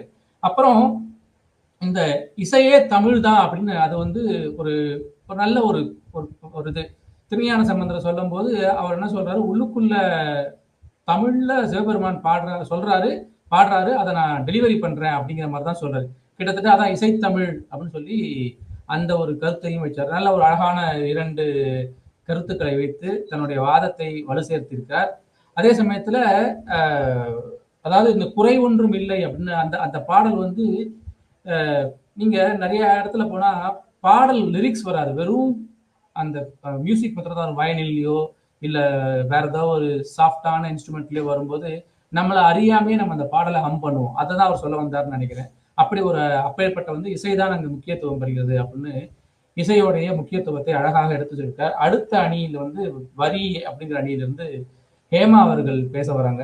இவங்க வந்து சமீபத்துல யூடியூப்ல மகாத்மா காந்தி சத்திய சோதனை அப்படின்னு ஒரு பத்தி பேசினாங்க. ரொம்ப ரொம்ப சிறப்பான பேச்சாளர். ஒரு 2 வாரத்துக்கு முன்னாடி ஒரு பட்டிமன்றத்திலும் இவங்களோட பேச்சை கேட்பதற்கு ஒரு வாய்ப்பு கிடைக்குது. மிக சிறப்பான பேச்சாளர். பேச்சாளர் மன்றத்திலையும் தொடர்ந்து பயணித்துக் கொண்டிருக்கிறார். டைம் ஃபார் ஆல் பீப்புள் நிறைய வீடியோஸ் பார்த்திருக்கேன். வாங்க ஹேமா, உங்களுடைய கண்ணோட்டத்தை சொல்லுங்க. இந்த பட்டிமன்றத்தை சிறப்பிக்க வந்திருக்கும் அனைவருக்கும், சக பேச்சாளர்களுக்கும், தங்க மகுடத்தில் பதிக்கப்பட்ட வைரம் போல் வந்திருக்கும் எங்கள் நடுவருக்கும் என்னுடைய சிரம் தாழ்ந்த வணக்கம். ரசிகர்களுடைய நினைவில் நீங்காமல் நிறைந்திருப்பது வரியா இசையா? ஐயா, மனிதனுக்கும் மிருகத்துக்கும் என்னையா வித்தியாசம்? பேசுறது உணர்வுகளை வெளிக்காட்டுதல், இது 2 தான். பேசுறது உணர்வுகள் வெளிக்காட்டுறதுன்னு வந்த உடனேயே அங்க வரிகள் மட்டுமே முக்கியத்துவம் பெறுது. உதாரணத்துக்கு ஒரு உணர்வு, மகிழ்ச்சி. மகிழ்ச்சிய கொஞ்சம் எதிரணிய காட்ட சொல்லுங்களேன். மிஞ்சி போனா இசைனால ஒரு 10% மகிழ்ச்சியை வேணா காட்ட முடியும். ஆனா எங்க கிட்ட கேளுங்க, 4 வரி. புதிய வானம், புதிய பூமி, எங்கும் பனிமழை பொழிகிறது, நான் வருகையிலே என்னை வரவேற்க எங்கும் பூமழை பொழிகிறது. இப்போ இந்த வரிகளினுடைய பலம், எங்க மகிழ்ச்சி உங்களுக்கும் பகிரப்பட்டது. அதுதான் வரிகளினுடைய பலம். சரியா? மகிழ்ச்சிய பகிர தெரியலனாலும் பரவாயில்ல, ஒரு ஆறுதலாவது சொல்ல தெரியணும்ல. இவங்க போன வாரம் பார்க்ல உட்கார்ந்து பேசிக்கிட்டு இருந்தோம், நானும் இந்த எதிரணியை சேர்ந்த 3 பேரும். எதிர்த்தாப்புல ஒரு அம்மா விம்மி விம்மி அழுதுகிட்டு இருந்துச்சு. சரி, அழுதுகிட்டு இருக்கே என்னன்னு யோசிக்கிறதுக்குள்ள இந்த 3 பேர் எந்திரிச்சு ஓடுறாங்க. நாங்க போய் சமாதானம் பண்றோம். சரி, பண்ணுவாங்க போல இருக்குன்னு நினைச்சுக்கிட்டு இருக்கேன். குடு குடு குடுன்னு அந்த அம்மா கிட்ட ஓடி போய், இங்க பாருங்க, நாங்க இசையாலேயே உங்களை சமாதானப்படுத்துறோம். இசை என்னன்னு தெரியுமா? இசை எங்கிருந்து வருது? இப்ப நீங்க அழுறீங்கல்ல, அது கூட ஒரு இசை. இப்ப நீங்க அழுதோன்னு நாங்கெல்லாம் குடுகுடுன்னு ஓடி வந்தோமே, அது கூட ஒரு இசை. இப்ப பாருங்க அப்படின்ட்டு 3 பேர் எந்திரிச்சு நின்னுட்டு கோரஸா தாலே லாலலலாலா ஆ அப்படின்னாங்கல்ல. அது வரைக்கும் விம்மி விம்மி அழுதுகிட்டு இருந்த அம்மா அலற ஆரம்பிச்சிருச்சு. ஐயையோ, காப்பாத்தணுமேன்னு நான் தான் போய் காப்பாத்தி விட்டேன். எப்படின்றீங்க? வரிகளை யூஸ் பண்ணிதான். வாழ்க்கை என்றால் 1000 இருக்கும், இசையை பாராட்டும் எதிரணி இருக்கும், வந்த துன்பம் எதுவென்றாலும் பாடி நின்றால் ஓடுவதில்லை, எதையும் தாங்கும் வரிகள் இருந்தால் இறுதி வரைக்கும் அமைதி இருக்கும். இப்படி ஒரு தேர்ந்த வரிகளை சொல்லி காப்பாத்தி விட்டேன். சரி, மகிழ்ச்சிக்கும் தெரியல, ஆறுதலும் தெரியல. ஒரு கல்யாண வீட்டுல வாழ்த்து கூட வாயா சொல்ல தெரியாது. கல்யாண வீட்டுக்கு கூட்டிட்டு போனேன், மேடை வரைக்கும் கொண்டு போய் விட்டாச்சு. போய் வாழ்த்துங்க அப்படின்னாச்சு. இவங்க 3 பேரும் சும்மா நிக்கிற. சரி, வாழ்த்தான் போறாங்கன்னு பாக்குறேன், இசையால வாழ்த்துறாங்களாம். பிபி டும் டும் டும், பிபி டும் டும்னு ஒரே சத்தம். அங்க இருக்கவங்க எல்லாம் சரி வரிகள் வரும்னு காத்துட்டு இருந்தாங்க. வரவே இல்ல. முகங்கள் உக்கிரமா மாற தொடங்கிருச்சு. ஐயையோ, காப்பாத்திருவோன்னு சொல்லிட்டு அங்கேயும் போய் நான் தாங்க காப்பாத்துறேன். அங்கேயும் வரிகள் தான் அவங்கள காப்பாத்திச்சு. அவங்களுக்கெல்லாம் கொஞ்சம் கூட நன்றியே இல்லை நடுவரே, நான் தான் காப்பாத்தி விட்டேன். 100 ஆண்டு காலம் வாழ்க, நோய் நொடி இல்லாமல் வளர்க, ஊராண்ட மன்னர் புகழ் போலே, உலகாண்ட புலவர் தமிழ் போலே அப்படின்னு பாட்டு பாடி காப்பாத்தினேன். நீங்க சொன்னா நம்ப மாட்டீங்க, பாடி காப்பாத்தினே. அங்க 2 மீல்ஸ் எனக்கு கட்டி ஸ்பெஷலா கொடுத்தாங்க. மண்டபத்துல விசாரிச்சு பாத்தீங்கன்னா இவங்களுக்கெல்லாம் இட்லி கெட்டி சட்னி கூட கொடுக்கல. இவங்க பண்ணதுக்கு அடிக்காம எங்களை விட்டதே பெரிய விஷயம். பண்றது பூரா பிரச்சனை நடுவர்களே. ஒண்ணுமில்ல. இப்ப கார் வாங்குறோம், கடைக்கு போய் கார் வாங்குறோம். வாங்கும்போது அவர் எப்படி கொடுக்குறாங்க காரை? நீங்க உடனே எடுத்துக்கிட்டு ஒரு தொலைதூர பயணமும் போக முடியும், எங்க வேணாலும் போகலாம், தயார் நிலையில கொடுக்குறாங்க. நம்ம உடனே ஓட்டுறோமா? இல்ல. என்ன பண்றோம்? எடுத்துட்டு போய் அதுக்கு 2 மாலையை போட்டு அதுல 2 ஸ்டிக்கரை ஒட்டி நம்ம பேரை எழுதி அதுக்கப்புறம் ஓட்டுறோம். இப்ப கார் எதனால ஓடுது? அவங்க கொடுத்த அந்த உள்ள இருக்க மோட்டரு, இன்ஜினு தெளிவா அவங்க கொடுத்தது பர்ஃபெக்டா ஓடுதா, இல்ல நம்ம ஒட்டின ஸ்டிக்கர்னாலையும் பேர் எழுதுறதுனாலையும் பூக்கள்னாலையும் ஓடுதா? அந்த காருக்கு இது எதுவுமே தேவையில்லை ஐயா. கார் தானாவே ஓடும். அந்த டெக்கரேஷன்ஸ்க்கு தான் கார் தேவைப்படுது. அதை போலவே வரிகள் சுயமானவை. அதுக்கு வரிகளுக்குன்னு உருவம் உண்டு, பொருள் உண்டு, வலிமை உண்டு. இது எதுவுமே இல்லாத இசைக்கு தான் வரிகள் தேவைப்படுகின்றன. ஒண்ணுமே இல்லையா? எங்க பாட்டி கிட்ட ஒரு தடவை, எங்க பாட்டியோட திறமை என்னன்னு கேட்டீங்கன்னா, நீங்க எவ்வளவு சிக்கலான ஒரு சூழ்நிலையை கொண்டு போய் அவங்க கிட்ட கொடுத்தீங்கனாலும் அதுக்கு ஒரு வரிகள் சொல்லிடுவாங்க. எனக்கு எப்பவுமே ஆச்சரியமா இருக்கும். எப்படி இவங்க சொல்றாங்க அப்படின்ட்டு. ஒரு தடவை வந்து காலேஜ்ல ஒரு பிரச்சனை. சரி நான் அப்ப போயிட்டு எங்க பாட்டி கிட்ட கேட்டேன். பாட்டி இந்த மாதிரி ஒரு பிரச்சனை. சண்டை போட்டுட்டேன். ஆக்சுவலா பிரச்சனை என்னால வந்தது. நான் தான் ஈகோ காரணமா ஒரு பொறாமையினால கத்திட்டேன். அதுக்கப்புறம் 2 நாள் கழிச்சு என் மேல தப்பு இருக்குன்னு புரிஞ்சுக்கிட்டு, நான் வந்து அந்த பொறாமை, நான் அப்படிங்கிற திமிரெல்லாம் விட்டுட்டு உங்ககிட்ட பேசிட்டேன். இப்போ வந்து ஒரு குற்ற உணர்ச்சியும் இருக்கு, ஒரு நிம்மதியும் இருக்கு. எல்லாமே கலந்த மாரி இருக்கு. இத நீங்க எப்படி வந்து வரிகள்ல வெளிப்படுத்துவீங்கன்னு கேட்டேன். சொன்னாங்க பாருங்க. பாதி மனதில் தெய்வம் இருந்து பார்த்து கொண்டதடா, மீதி மனதில் மிருகம் இருந்து ஆட்டி வைத்ததடா. என்னதான் சொல்றாங்க? ஆட்டி வைத்த மிருகம் என்று அடங்கி விட்டதடா, அமைதி தெய்வம் முழு மனதில் கோவில் கொண்டதடா, சட்டி சுட்டதடா, கை விட்டதடான்னு சொன்னாங்க பாருங்க. மொத்தமா அந்த உணர்வுகளை கொட்டிட்டாங்க. கொஞ்சம் யோசிச்சு பாருங்க. எங்க பாட்டி காலத்துல ஸ்பாட்டிஃபை கிடையாது, யூடியூப் கிடையாது, டிவி கிடையாது. அவ்வளவு ஏங்க சில வீட்டுல ரேடியோவே கிடையாது. அப்ப எப்பயோ அவங்க கேட்ட பாட்டு. அந்த வரிகள்ல இருந்த அர்த்தம், பொருள், வலிமை அதனால அவங்க மனசுல வந்து பச்சை குத்துன மாதிரி ஆயிடுச்சு. இந்த வரிகள்னு கிடையாது. எக்கச்சக்க பாடல்கள். ஏதாவது ஒரு குறைன்னு நம்ம போய் சொன்னோம்னா உடனே தங்கத்திலே ஒரு குறை இருந்தாலும் தரத்தில் குறை உண்டோன்றுவாங்க. அந்த மாதிரி பாடிய வரிகள்னாலேயே வலிமை பெற்றது. இப்ப ஒண்ணுமில்லையா, ஒரு மனுஷனுடைய வாழ்நாள் சாதனை அப்படின்னா அப்ப நான் என்ன சொல்லிக்கலாம்? நான் வந்து ஒரு வாழ்நாள் சாதனை பண்ணியிருக்கேன் அப்படின்னா நான் என்ன சொல்லிக்கலாம் அப்படின்னா, யாரோ ஒரு மனுஷன் ஒரு கஷ்டத்துல இருக்கான், அவனை நான் தூக்கி விட்டேன் அப்படின்னா நான் அதை சொல்லிக்கலாம். தூக்கி விடுறதோடு நிறுத்தாம ஒரு ஊக்கம் கொடுத்து அவனை ஓட வைக்கிறேன் அப்படின்னா அப்பையும் நான் சொல்லிக்கலாம் இல்லையா? அப்ப தூக்கி விடுறதுக்கு முதல்ல ஒரு பாடல் பார்த்தலாம். என்னன்னா, இப்ப இசையே இல்லையே. இப்ப நான் சொல்ல போற வரிகளுக்கு இசையே கிடையாது. ஆனா அவ்வளவு வலிமையான வரிகள். என்ன வரிகள்னா, நம்பினார் கெடுவதில்லை 4 மறை தீர்ப்பு, நல்லவர்க்கும் ஏழையர்க்கும் ஆண்டவனே காப்பு. சரி, இப்ப துவண்டு விழுந்தவனை தூக்கி விட்டுட்டோம், ஆச்சு. இப்ப அவனை ஓட வைக்கணுமே. எப்படி ஓட வைக்கிறது? அதுக்கும் ஒரு 4 வரிகள் தான், முடிஞ்சு போச்சு. மாபெரும் சபைகளில் நீ நடந்தால் உனக்கு மாலைகள் விழ வேண்டும், ஒரு மாற்று குறையாத மன்னவன் இவன் என்று போற்றி புகழ வேண்டும். இப்போ எழுந்த மனுஷன் ஓட ஆரம்பிக்கிறான். இதை போல சொல்லுங்க ஐயா. இது மாதிரி இப்போ ஒரு இசை அப்படிங்கிறது துடுப்பே இல்லாத படகு மாதிரி, மழலையே இல்லாத குழந்தை மாதிரி, சிரிப்பற்ற முகம், சொல்ல போனா உப்பே இல்லாத பிரியாணி. அதை வச்சு ஒண்ணுமே பண்ண முடியாது. அதனால எல்லாவற்றுக்கும் ஒரு உணர்வுகளை வெளிப்படுத்தவும் ஒரு மனிதனை குணப்படுத்தவும் தேவைப்படுது வரிகளே என்று கூறி வாய்ப்பிற்கு நன்றி கூறி அமைகிறேன். நன்றி. நன்றி நன்றி ஹேமா. அதாவது முன்னாடி பேசினதாவது கொஞ்சம் அதாவது ஆக்ரோஷமா பேசல. இவங்க ஹேமா வந்து எங்களுக்கு இசையே தேவையில்லை, ஒவ்வொரு ஒரு நீங்க ஒரு கற்பனை கதாபாத்திரமாக உங்க 3 பேரையும் வச்சு கல்யாணம், பார்க்கு அப்படின்னு நீங்க போய் என்னென்ன கூத்தரிச்சிங்க அப்படின்னு 3 இடத்துக்கும் 3 விதமான பாடலை சொல்லி இந்த எல்லா இடத்துக்கும் எங்க வந்து இசை வந்து வலு சேர்த்திருக்கு.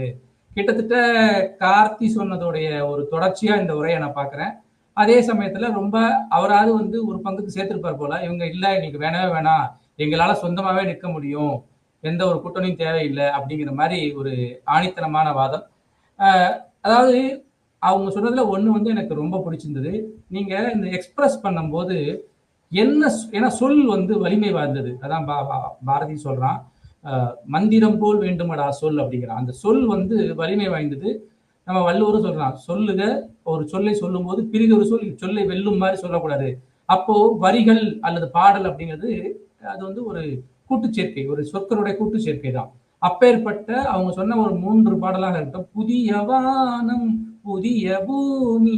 அப்போ நான் ஒண்ணு புதுசா பாக்குறேன், என்னுடைய பிரச்சனைகள் எல்லாம் தீர்வாயிடுத்து, எனக்கு வந்து ஒரு முற்றிலும் வேறு கண்ணோட்டத்துல இருக்கேன் அப்படின்னு நான் சொல்ல முடியல. அந்த சொல்வதற்கான இடமும் தளமும் கொடுப்பது வந்து சொற்கள் தானே, வரிகள் தானே அப்படின்னு அவங்க கேட்கறாங்க. இங்க வந்து இசைக்கு என்ன வேலை இருக்கு அப்படின்னு அந்த பாடலாக இருக்கட்டும். அந்த அருமையான ஒரு பாடல், அதாவது 6 மனமே 6 அந்த ஆண்டவன் கட்டளை 6, அதுல வந்து ஆசை கோபம் களவு செல்வம் பேச தெரிந்த மிருகம் சொல்லிட்டு, அதாவது அந்த பாடலை பத்தி நம்ம தனியா ஒரு ரிசர்ச்சே பண்ணலாம். இவருடைய தேவாரம் திருவாசகம் எல்லாத்தோடைய ஒரு பிழிவாக அந்த பாடலை சொல்லுவாங்க. அந்த பாடல் வந்து இசையோடு இல்லாமல் தனியாக நிற்கக்கூடிய தன்னுடைய பாட்டி சொன்ன ஒரு உதாரணமாக சொன்னது மிக அழகாக இருந்தது. ஆக மொத்தம் மற்றவங்களாவது கொஞ்சம் கன்சிடர் பண்ணுவாங்க போல, பட் ஹேமா வந்து ரொம்ப விடாப்பிடியா இருக்காங்க. இதுக்கு ஹரிபாபு என்ன சொல்றாருன்னு பார்ப்போம். ஹரிபாபு நல்ல ஒரு சிறந்த பேச்சாளர், இவரும் பேச்சாளர் மன்றத்தில் இருக்காரு. டைம் ஃபார் யூடியூப்ல நிறைய நிகழ்ச்சிகள் பண்ணிட்டு இருக்காங்க. வாங்க ஹரிபாபு. வணக்கம் நடுவர் அவர்களே. வணக்கம். பெரியோர்களுக்கும் தாய்மார்களுக்கும் ஆன்றோர்களுக்கும் சான்றோர்களுக்கும் உலகம் முழுவதும் இருந்து டைம் ஃபார் ஆல் யூடியூப் சேனலை வித்தியாசமான பட்டிமன்றத்தை பார்த்து கொண்டிருக்கும் அத்துணை அன்பு நெஞ்சங்களுக்கும் ஹரிபாபுவின் அன்பு வணக்கங்கள். இந்த அருமையான பட்டிமன்றத்திற்கு தலைமை தாங்கி நடத்தி கொண்டிருக்கும் எங்கள் அன்பிற்கும் பாசத்திற்கும் உரிய திரு நடுவர் அவர்களே, உங்களை வணங்குகிறேன். நம்முடைய என்ன தலைப்பு கொடுத்திருக்காங்கன்னா, ரசிகர்களின் நினைவில் நீடித்து நினைவில் இருப்பது இசையா வரியா அப்படின்னு கேட்டோன்னு எல்லாரும் ஓடி வருவாங்க. வரிகள் தான் வரிகள் தான் வரிகள் தான். நீங்க மறுபடியும் தலைப்பு கொஞ்சம் நிதானமா பாத்தீங்கன்னா, நீடித்து இருப்பது அப்படின்னு அந்த தலைப்பு நாம சொல்லும் போது இசைதான் நடுவர் அவர்களே. நீங்க கேட்கலாம், என்ன ஹரிபாபு இவ்வளவு பேர் பேசிட்டு போனாங்க, ஏன் சொல்றேன் பாருங்க. ஒரு சின்னதா ஒரே ஒரு உதாரணம் ஒண்ணு சொல்றேன். ஒரு காம்படிஷன், ஒரு போட்டி ஒண்ணு வைப்பாங்க, டிவில எல்லாம் பார்த்திருப்பீங்க. என்ன மாதிரி போட்டினா, ஒரு காட்சியை வந்து டிவில காட்டுவாங்க. அந்த காட்சி டிவில காட்டுவாங்க, 4 பேர் நிற்பாங்க காம்படேட்டர்ஸ். அதுல சவுண்ட் எதுவுமே இருக்காது, அந்த பாட்டு மட்டும் லைட் அப்படியே ஓடும். அது ஓடனே யாருக்கு தெரியுமோ அவங்க பஸரை பிரஸ் பண்ணணும். பாத்திருக்கீங்களா நடுவராயிருக்கலாம்? நீங்க பாத்திருக்கீங்களா? அந்த பாட்டு பார்த்து டக்குன்னு ஒரு பஸரை பிரஸ் பண்ணுவார். சரி நீங்க சொல்லுங்கன்னு சொல்லும் போது அவரு சொல்லுவாரு, இங்க இங்க இருக்கான்னு, பாட்டு வரிகள் இங்க இருக்கான்னு, அவரு இங்க இருக்கு சார். சார் இது அந்த அந்த சார் அதுதான் சார் அந்த பாட்டு சார், அந்த வரி வரும் சார். காரணம் என்னென்றால், நம்முடைய இசையானது நம்முடைய தலையில உள்ள உட்கார்ந்துட்டு இருக்கு சார், அது நீடித்து இருக்குது. உங்களுடைய வரிகள் தொண்டையில் சிக்கி கொண்டு இருக்கிறது. அப்படி என்றால் ஒவ்வொரு ரசிகனின் நினைவில் இருப்பது, நீடித்து இருப்பது இசைதான் நடுவர் அவர்களே. இதுல இருந்தே ஒரு சிம்பிளா தெரியுதுல்ல உங்களுக்கு. அவங்களுடைய வரிகள் எல்லாம் தொண்டையில சிக்கிக்கும், வெளியெல்லாம் வராது, ரொம்ப லேட் ஆகும், அவ்வளவுதான், தவிர வேற ஒண்ணும் இல்லை. சரி, இப்ப சில பேர்லாம் வந்து நீங்க சில கடைகளுக்கெல்லாம் போய் பாத்தீங்கன்னா, சின்னதா ஒரு மியூசிக்கல் இன்ஸ்ட்ருமெண்ட் அப்படியே லைட்டா போய்கிட்டே இருக்கும். அதே ஒரு இசைஞானி இளையராஜா அவருடையதோ இல்ல ஹாரி ஜெயராஜ் போய்கிட்டே இருக்கும். ஏன் வரிகள் போட வேண்டியது தானே? ஏன் அவ்வளவு பேர் அவங்களுக்கு தெரியாதா? ஏன் மக்கள் அந்த ஷாப்பிங் பண்ண வராங்க பாத்தீங்களா, இசை தாங்க முக்கியம், அதுதான் கனெக்ட் பண்ண முடியும் அவங்களால. நீங்க டே டைம்ல போனீங்கன்னா ஒரு மாதிரியான இசை இருக்கும், மத்தியானத்துல போனீங்கன்னா ஒரு மாதிரியான இசை இருக்கும், தொடர்ந்து அந்த இசை ஒரு வித்தியாசமா இருக்கும். இப்ப நீங்க அந்த இரவுல நடுவுறவர்களே, அந்த இரவுல நீங்க தூங்கும் போது வரிகள் போட்டு பாட்டு கேட்க மாட்டீங்க, லைட்டா அந்த இன்ஸ்ட்ருமெண்டல் மியூசிக் போட்டுட்டு அப்படி சைலண்டா அப்படி படுத்துப்பீங்க நீங்க. ஏன்னா அப்பதான் தாலாட்டு பாடுற மாதிரி இருக்கும். ஏன் வரிகள் வச்சு பாட வேண்டியது தானே? பாட மாட்டாங்க, ஏன்னா அவங்களால கனெக்ட் பண்ண முடியாது, வரிகளை கனெக்ட் பண்ண முடியாது. ஏனென்றால் நம்முடைய இதயமாக இருந்தாலும் சரி, நம்முடைய மூளையாக இருந்தாலும் சரி, அந்த இசை மட்டும்தான் உங்களை கனெக்ட் பண்ண முடியும். அவளையே நடுவர்களே, இசையால் சில நோய்களை குணப்படுத்த முடியும்னு சொல்லி நிறைய ரிசர்ச் எல்லாம் கருத்திருக்காங்க. நிறைய பேர், நிறைய டாக்டர் சொல்லி இருக்கிறாங்க இசையால பண்ண முடியும். காரணம், இசை கனெக்ட் பண்ண முடியும். ஏன்னா அதனால்தான் அவங்களுக்கு சேரும். அது ஏன் சேருதுன்னா, அவருக்கு அந்த இசை தெரியும், ரசிகர்களுக்கு அந்த இசை ஏற்கனவே தெரியும், வரிகள் தெரியாம கூட இருக்கலாம், மற்றபடி வேற ஒண்ணுமே கிடையாது. சரி, அவ்வளோ ஏங்க உங்களுக்கு. இப்போ ஒரு இப்படி நான் கை ஷேக் பண்ணனா உங்களுக்கு என்ன சொல்றேன்னு உங்களுக்கு புரியாது. ஆனா இது உங்களால ரிலேட் பண்ண முடியும், இது என்னன்னு சொல்லிட்டு. ஒரு தடவை சொன்னா 100 தடவை சொல்ற மாதிரி இந்த டைலாக் நான் சொல்ல வேணாம். இப்ப நான் மியூசிக் இல்ல, அந்த இசையை நீங்க சேர்த்து பாருங்க. அதே ரஜினிகாந்த் மியூட்ல போட்டு இப்படி கையை அப்படி ஷேக் பண்றதுக்கும் மியூசிக்கை போட்டு ஷேக் பண்றதுக்கும் வித்தியாசம் பாருங்க நடுவர் அவர்களே. அப்ப இசை எந்த அளவுக்கு தொடர்பு. டைலாக்கே சொல்ல மாட்டேன், எந்த வரியும் அவர் சொல்ல மாட்டார் அவர். காரணம், அந்த இசை மொத்த டைலாக் உள்ள வச்சிரும், உள்ள இருக்கும். ஒருத்தர் ஹேமான்னு ஒருத்தர் வந்துட்டு போனாங்க உள்ள, யாரோ பேசிட்டு போனாங்க, இசையெல்லாம் இல்ல, வெறும் வரிகள் மட்டும்தான், வேற எதுவுமே இல்ல. அப்ப வரிகள் மட்டும் சொல்ல வேண்டியது தானே?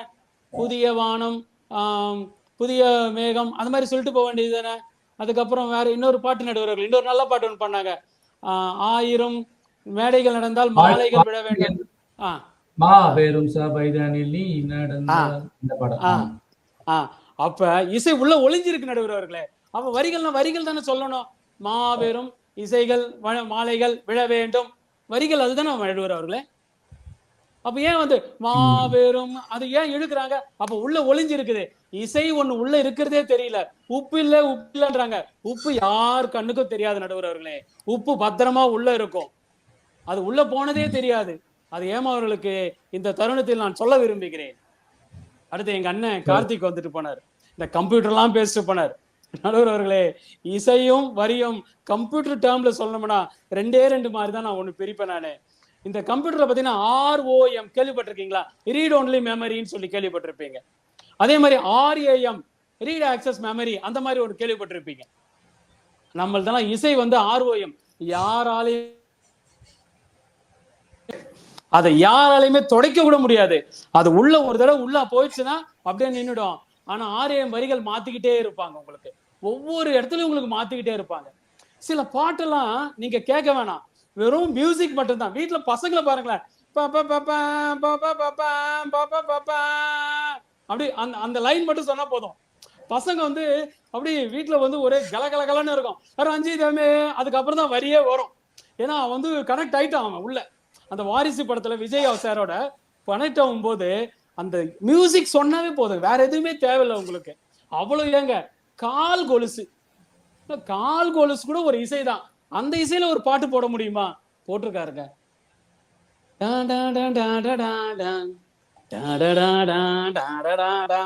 சொல்ல நான் வரிகள் சொல்லல நடுவர்கள், இப்ப நீங்களே சொல்லுவீங்க.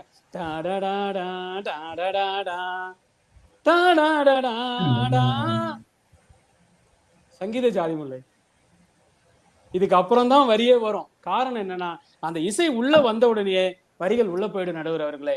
இது போன்ற ட்ரெயின் சத்தத்துல ஒரு பாட்டா? தளபதினு ஒரு படம், வெறும் ட்ரெயின், அந்த ஆத்துல சவுண்டு, வேற ஒண்ணுமே கிடையாது. அப்ப இசை பாருங்க, வரிக்கு வேலையே இல்லை சார், அங்க வரி தேவையே இல்லை உங்களுக்கு. அதுக்கப்புறம் வந்து அவங்க பாட்டி சொன்னாங்க, ஏதோ ஒரு சொன்னாங்க. அப்புறம் விலங்குக்கு மனிதனுக்கு வித்தியாசம் சவுண்டு. விலங்குல எவ்வளவு சவுண்டு கொடுக்கும், யானை வித்தியாசமான சவுண்ட்லாம் கொடுக்கும். சாப்பிடணும்னா ஒரு சவுண்டு கொடுக்கும். அந்த இசையை வச்சுதான் யானை பாகன் கரெக்டா கண்டுபிடிப்பார். அப்ப இசைக்கு இவ்வளவு முக்கியத்துவம் இருக்கு. அவ்வளவு எங்க அண்ணாமலைன்னு ஒரு படம், ரஜினியோட முதல் இன்ட்ரோடக்ஷன் சாங் வரும், வரும், அந்த மியூசிக் தான். அதுக்கப்புறம் ஆட்டோமேட்டிக்கா வந்தேண்டா பால்கரை இவங்க சொல்ல ஆரம்பிச்சிருவாங்க. அந்த இசை அந்த அளவுக்கு உள்ள போயிருக்கு தலைவர் அவர்களே. கடைசியா ஒண்ணு சொல்லிக்கிறேன், அந்த விடுதலைன்னு ஒரு படம் இருக்கும், இப்ப லேட்டஸ்டா ரிலீஸ் ஆயிருக்கும் ஒரு படம். அந்த படத்துல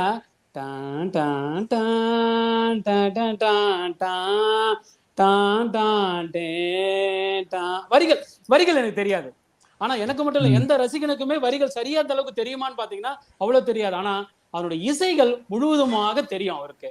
அப்ப இசை. அப்புறம் இந்த போன்ல ரிங் டோன் ஒண்ணு கேள்விப்பட்டிருக்கீங்களா? யாராவது வரிகள் வச்சிருப்பாங்களா? நீங்களே சொல்லுங்க, ஒரு நியாயத்தை சொல்லுங்க நடுவர் அவர்களே. எல்லாம் வந்து இசைதான் வச்சிருப்பாங்களே தவிர வரிகள் யாருமே வச்சிருக்க மாட்டாங்க. அவ்வளவு ஏன், இந்த கவுண்டர் மணி, செந்தில், ராமராஜன் கார் தள்ளிட்டே போவாங்க நடுவர் அவர்களே, கார் தள்ளிட்டே போவாங்க. அந்த கார் தள்ளிட்டு போகும்போது அதான் ஒரு பேக்ரவுண்ட் மியூசிக் ஒன்று வரும். அது வந்தவொடனே சிரிப்பு. எந்த இடத்துல வரிகளே கிடையாது, இன்னும் யாருமே பேச மாட்டாங்க. ஆனா இன்னைக்கும் அந்த பாட்டு போட்டா அவ்வளவு பயங்கரமா இருக்கும், அவ்வளவு இசை இருக்கும். அப்படி இசையானது மனிதர்களுடன் கலந்து ரத்தம், நாடி, நரம்பு, மூளை எல்லாத்துலயுமே கலந்து இருக்குது. ஆனா வரிகளும் உள்ள இருக்கு, நான் இல்லைன்னு சொல்லல. ஆனால் வரிசைகளில் நீடித்து நிலைத்து இருப்பதுன்னு பாத்தீங்கன்னா நம்முடைய இசைதான் நடுவர் அவர்களே. வரிகள் அடுத்துதான், வேற ஒண்ணும் கிடையாது, அது தொண்டையில சிக்கிக்கும். இந்த வாய்ப்பளித்த அத்துணை நல்லுள்ளங்களுக்கும் நன்றியை தெரிவித்துக் கொள்கிறேன். இந்த ஹரிபாபு, நன்றி, வணக்கம். நன்றி Haribabu.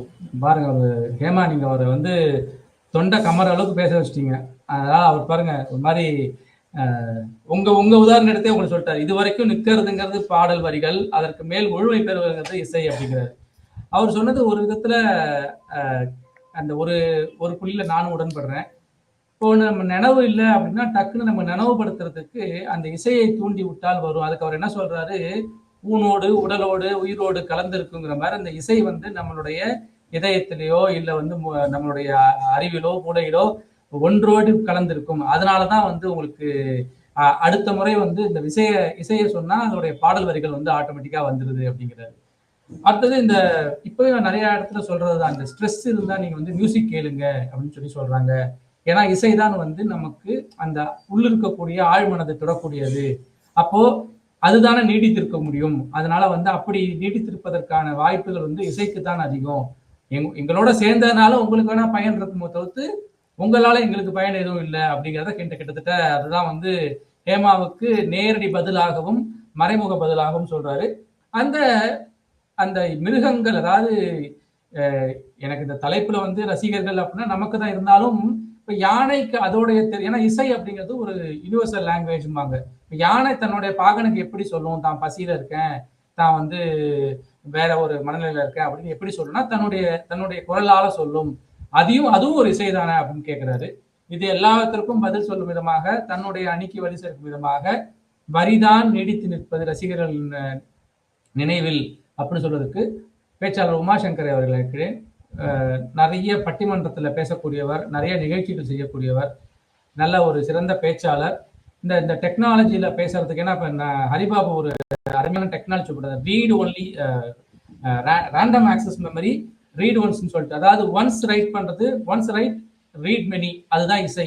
When ever you want you can write அப்படிங்கிறது தான் ரேம். அப்படி அதை வந்து கிட்டத்தட்ட ஏன்னா ஒரு டெக்னாலஜிங்கிறதுனால அது சம்பந்தமா பதில் சொல்லிட்டு தன்னுடைய பேச்சு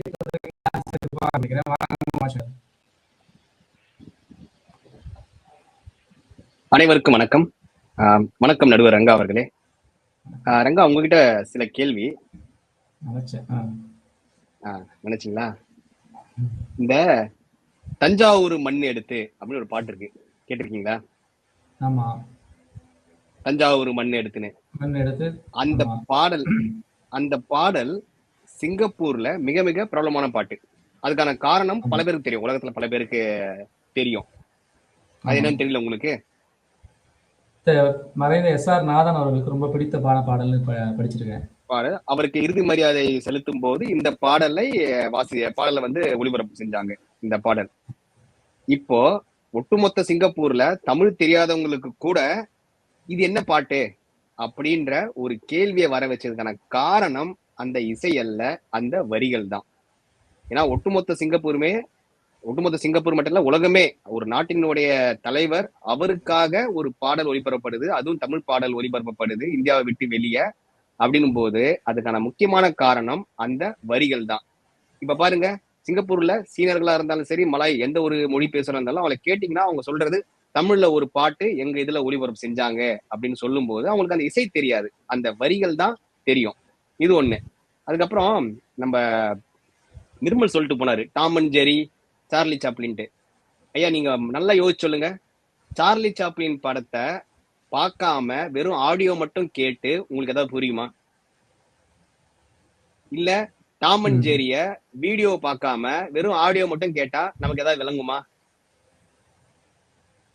ஏன்னா அவங்க சொல்ற கதையை வந்து லாஜிக்கே இல்ல. அவங்க டாம் அண்ட் ஜெரியும் இது இணைக்கிறதுக்கான காரணமே இல்ல. டாம் அண்ட் ஜெரியும் இல்ல சார்லி சாப்ளின் ஹிட் ஆனதுக்கான காரணம் அதில் உள்ள நகைச்சுவை தான் காரணமே தவிர, இசை என்பது அதுல அந்த உப்பு காரம் மிளகுன்றமே அது ஒரு சுவையை கூட்டுறது தான். இப்போ ஒரு உதாரணங்கய்யா, ஏன்னா சில பேர் உயிருன்னாங்க உடல்னாங்க, அதெல்லாம் வந்து பெரிய விஷயம். நம்ம லெவலுக்கு பேசணும்னா இந்த காத்தாடி கேள்விப்பட்டிருப்பீங்க, பானா காத்தாடி பறக்கும். இப்ப காத்தாடி உயரமா பறக்கிறதுக்கு காரணம் நூல் காரணம் இல்லை, அந்த நூலு அந்த காத்தாடிக்கு உதவி பண்ணுது. ஆனா அது பறக்கிறதுக்கான காரணம் அந்த காகிதம் வந்து எந்த வடிவுல இருக்கு, காத்து எப்படி போகுதுன்றத பொறுத்து தான் போகுது தவிர, காத்தாடி உயர பறக்குதுன்றால் நூல் வந்து டான்ஸ் ஆடலாமா? அப்படிதான் எதிர்க்க 3 பேர் டான்ஸ் ஆட்டு போயிருக்காங்க. அந்த 3மே அந்த நூல் எப்படியோ அதே மாதிரிதான் இசைக்கும் டான்ஸ் ஆனது. அந்த காத்தாடி பறக்கிறதுக்கான காரணமே அந்த காகிதமும் அந்த வடிவம் தான். அப்படி இல்லாம வந்து இந்த நூல் எல்லாமே பறக்கலாமே, ஏன் ஒரு கருங்கல்ல கட்டி விடுங்க, நூல்ல பறக்குமா? பறக்காது. கருங்கல் பறக்காம இருக்கிறதுக்கும் அந்த நூல் தான் பிடிச்சிருக்குமே தவிர, காத்தாடி பறக்கிறதுக்கு காரணம் அந்த வடிவம். அந்த மாதிரி வரிகள் இல்லைன்னா இசை என்பது எந்த ஒரு இதுவுமே இல்லை. இப்ப ஹரிபாபு ஒரு போட்டி ஒண்ணு சொல்லிட்டு போனாரு, அது பஸ்ஸர் வைப்பாங்களாம், ஒரு மியூசிக் போடுவாங்களாம், உடனே ஒருத்தர் வந்து பஸ்ஸர் அமுக்கு வரான், தொண்டையில சிக்கிச்சுன்னு வரான். இப்ப உங்களுக்கு கேக்குறேங்க ஐயா, உங்க டூத் பேஸ்ட்ல உப்பு இருக்கா? இருக்கு. உங்க பாத்ரூம்ல வீணை இருக்கா? இல்லையே. உங்க பாத்ரூம்ல வீணை இல்ல. உங்க ஆபீஸ்க்கு போகும்போது கூட பியானோ கொண்டு போவீங்களா? இல்ல. இல்ல. அந்த மாதிரிதான் இந்த இசைன்னு சொல்றாங்களே, அவங்க எல்லாம் பாத்ரூம்ல போயிட்டு மியூசிக்கா போட்டு நிப்பாங்க. அவனுக்கு தெரிஞ்ச பாடல அவனே மனசுக்குள்ள எஸ்பி பாலசுப்ரமணியம், இயேசுதாஸ் நினைச்சு அவங்க பாடுவாங்களே தவிர யாருமே இசைக்கருவியை வச்சுட்டு கொண்டாடுறது இல்ல. அதுக்கப்புறம் அவர் சொன்ன மாதிரி அந்த பஸ்ஸர் பிரஸ் பண்றது வருவோம். ஏன் அந்த வார்த்தையோ தொண்டையில் நிக்குதுன்றாங்க. அதுக்கு பதில் நீங்க ஒரு பாடலை பாடினா உடனே அவங்க இசைக்கருவி எடுத்து வாசிச்சிருவாங்களா? இல்ல நம்ம நம்பல, இவங்க ஊத அவங்க ஆடன்ற மாதிரி அந்த எதிர்க்க இருக்கிற 3 பேரும் இசையில அப்படியே இறங்கி நெஞ்சில நிக்குதுல, அவங்களுக்குதான் இசை நெஞ்சில நிக்குதுன்றதுக்காக வாசிச்சிருவாங்களா? சும்மா கதை சொல்றது எல்லாமே கதை. ஆனா கேட்டா இசைதான் பிடிக்கும் அப்படின்றது. அதுக்கப்புறம் ஹரிபாபு வந்து இன்னொன்னு சொல்லிட்டு போனாரு. என்னன்னா அந்த கொலுசு சத்தம் கேட்டுச்சு, காதோரமா கேட்டுச்சு அப்படின்னு கதைலாம் விட்டு போனாரு. ஆனா அவர் பாத்தீங்கன்னா 9 நிமிஷம் பேசியிருக்காரு. நம்ம கொடுக்கப்பட்ட நேரத்தை தாண்டி பேசியிருக்காரு அவரு. காரணம் என்னன்னா அவர்களுக்கு அந்த வரி வந்து அவருக்கு புரியல. எத்தனை நிமிஷத்தை முடிக்கின்ற வரின்றது அவருக்கு புரியாத காரணத்தினால அவர் பாட்டு வதன்னு பேசிட்டே இருக்காரு. இப்போ உங்களுக்கு ஐஸ்வர்யா தெரியும், நம்மள மாதிரி யூத்துக்கு எல்லாம் வந்து ஐஸ்வர்யா கண்டிப்பா தெரியும். தெரியல உங்களுக்கு ஐஸ்வர்யா? யூத்னு சொல்லிட்டீங்க, கண்டிப்பா தெரியும். ஆனா அந்த அம்மா இப்ப யூத்ல, அந்த அம்மாக்கு 45 தாண்டிடுச்சு, அது விஷயம். அவங்க அஜித்தோட சேர்ந்து ஒரு படம் நடிச்சாங்க. அஜித், ஐஸ்வர்யா ராய், மம்முட்டி, தபு இவங்க நடிச்ச ஒரு படம். அந்த படத்துல ஒரு பாடல்ல ஒரு வரி வரும். அஜித் தபு கிட்ட சொல்லுவாரு, உலக அழகிகள் கோடி உன் பாதம் கழுவலாம் வாடி அப்படின்னு அஜித் தபுவை பார்த்து பாடுற மாதிரி இருக்கும். இந்த வரி வந்து ரொம்ப ஃபேமஸான வரிங்க. என்னன்னா அந்த படத்துல ஐஸ்வர்யா ராய் வந்து தபுக்கு தங்கச்சி. அஜித் சூஸ் பண்ணது தபுவை தான், ஐஸ்வர்யா சூஸ் பண்ணல. அதனால அஜித் ஃபேன்ஸ் எல்லாம் கேட்பாங்க, தலைவரே உலக அழகி ஐஸ்வர்யா இருக்கும்போது நீ ஏன் தலைவரே தபு கிட்ட போன அப்படின்னு கேட்பானுங்க. அதனால அந்த வரி வருது பாருங்க, உலக அழகிகள் கோடி உன் பாதம் கழுவலாம் வாடி அப்படின்னு அர்த்தம்னா உங்க வீட்டுல உலக அழகியே இருந்தாலும் எனக்கு உன்னதான் பிடிச்சிருக்கு அப்படின்ற அந்த வரி ஆழமாக மனசுல பதியுது. காரணம் என்னன்னா அந்த வரிதான் தவிர அந்த பாட்டோட இசை கேட்டு பாருங்க, பல பேருக்கு தெரியாது என்ன மாதிரியான இசைன்ட்டு. அதை விடுங்கய்யா, கர்ணன் படம் சொன்ன உடனே எல்லாருக்கும் ஞாபகம் வருது என்ன பாட்டு? டக்கு நீங்களே பாடுவீங்களா அந்த பாட்டை? செஞ்சோத்து கடன் தீர்த்த. அதுல இசை இல்லைன்னு சொல்ல வரல, இசை இருக்கு. ஆனா அந்த வெறும் அந்த இசையை மட்டும் கேட்டு பாருங்க, எங்கேயோ யார் வீட்லயோ சோகமா ஒரு நிகழ்வு நடந்த மாதிரி ஒரு இசை தான் இருக்குமே தவிர அந்த வார்த்தை தான் வலுவூட்டும். இப்ப நிர்மல் சொல்லிட்டு போனாரு, இந்தந்த உணர்ச்சிகளுக்கு இந்தந்த இசை இருக்குன்ட்டு. ஒரு உணர்ச்சிக்கு ஒரு இசை அப்படி இருக்கலாம். ஆனா அந்த வார்த்தை தான் அந்த உணர்ச்சியை தூண்டுறதோ இல்ல குறைக்கிறதோ இல்ல சாந்தப்படுத்துறதோ. ஐயா உங்களுக்கே தெரியும், எம்ஜிஆர், ரஜினிகாந்த், விஜய் இவங்க 3 பேருக்கு தனியா ஒரு ஃபேன் ஃபாலோயிங்ஸ் இருப்பாங்க. காரணம் என்னன்னா இவர்களுடைய படத்துல வர பாடல்கள்லாம் பாத்தீங்கன்னா மோட்டிவேஷன் பாட்டு. ரொம்ப எல்லாம் கஷ்டப்பட தேவையில்ல இவங்க பாட்டுக்கெல்லாம், யார் வேணா பாடலாம். அதுல வரிகள், ஏன்னா ஆட்டோ ஓட்டுறவங்களா இருக்கலாம், மூட்டை தூக்குறவங்களா இருக்கலாம், ரிக்ஷாக்காரங்களா இருக்கலாம், இவங்க எல்லாருக்குமே அந்த வரிகள் தான் முக்கியமான காரணமா இருக்கும். அதனாலதான் அவங்களால அதை ஈஸியா பாடி பண்ண முடியாது. இசை எத்தனை பேருங்க இசை கல்லூரிக்கு போயோ இல்ல இசையை கத்துக்கிட்டோ பார்க்க முடியாது இல்ல. இந்த காத்தாடிக்கு நூல் எப்படியோ அப்படிதான் அந்த இசை. அது மட்டும் இல்ல, உணர்ச்சிகள், உறவுகள். இப்ப அண்ணன் என்னடா தம்பி என்னடா அப்படின்னு ஒரு பாட்டு வரும். அதெல்லாம் வந்து உங்களுக்கு வந்து டக்குனு ஒரு மெசேஜ் உங்களுக்கு போயிடுதுல. உங்களுக்கு மெயினா வந்து இசை வந்து உங்களுக்கு மெசேஜ் தெரியாது. இப்ப நான் ஒரு உதாரணம் சொல்றேன். இந்த டைட்டானிக் படம் கப்பல் சாயும் போது கவரும் போது ஒரு கேங்கா உட்காந்து மியூசிக் வாசிட்டு இருப்பானுங்க. அவனுக்கு ஏன் வாசிக்கிறான்னு அவனுக்கும் தெரியாது, ஏன்னா அவனுக்கு பழகு கிடைக்கல, அவனுக்கு அந்த இந்த போட்டு கிடைக்கல தான் வாசிச்சுட்டு இருப்பானுங்க. அவன் நல்லா வாசிக்கிறான்றதுக்காக காத்திருக்க முடியுமா படகுல இருந்து கப்பல்ல இருந்து குதிக்காம? அதனால இசை என்பது முக்கியம் இல்லை. இப்போ அறிவா ஒரு வார்த்தை சொன்னாரு, கடைக்கு போனா பின்பக்கம் இன்ஸ்ட்ருமெண்டல் மியூசிக் போட்டிருக்காங்க, பாடல் வரிகள் போடுறாங்களான்னு கேக்குறாரு. அது காரணம் இருக்கு. கடைக்காரன் நான் சொல்றான், நான் இன்ஸ்ட்ருமெண்டல் மியூசிக் போடுறேன், நீ வந்த வேலையை பார்த்துட்டு பொருள் வாங்கிட்டு போடான்றான். அதுவே அவன் வந்து பாட்டு போட்டுதான் வச்சுங்களேன், இளையராஜாவுடைய ஹிட் ஸ்பாட்ஸ் போட்டுருந்தானா வரவன் அப்படியே மயங்கி அங்கிட்டு பாட்டு ஃபுல்லா கேட்டுன்னு போனே தவிர வாங்கியிருக்க மாட்டான் பொருளை. கடைக்காரன் இந்த மியூசிக் போடுறதுக்கு முக்கியமான காரணம் என்னன்னா நீங்க கேட்டு போங்கன்னு தான். வரிகள் போட்டிருந்தா அவங்க கடையிலேயே நின்று இருப்பாங்க. இப்ப முடிக்கிறதுக்கு முன்னாடிங்கய்யா, ஒவ்வொரு பாட்டு இப்ப ரஜினிகாந்த், விஜய், அஜித்னு எல்லாருக்குமே பாட்டு இருக்கே தவிர யாராவது ஆடியோ கேசட் ரிலீஸ் பண்ணும்போது வெறும் இன்ஸ்ட்ருமெண்டல் மட்டும் ரிலீஸ் பண்ணிருக்காங்களா? இல்ல இப்ப இந்த அணி தான் வந்து இப்ப நாங்க வந்து பாட்டே கேட்கறது இல்ல, மியூசிக் தான் கேட்போம்னு சொல்லுவாங்களா? இல்ல, மியூசிக் தேவை, நாங்க இல்லைன்னு சொல்ல வரல. மியூசிக் கண்டிப்பாக தேவை. ஏன்னா பட்டம் தேனா பறக்காது, பட்டம் பறக்கிறதுக்கு ஒரு நூல் தேவை. அதே மாதிரிதான் ஒரு படகு போறதுன்னா அந்த துடுப்பு வந்து நான் தான் காரணம் சொல்ல முடியாது.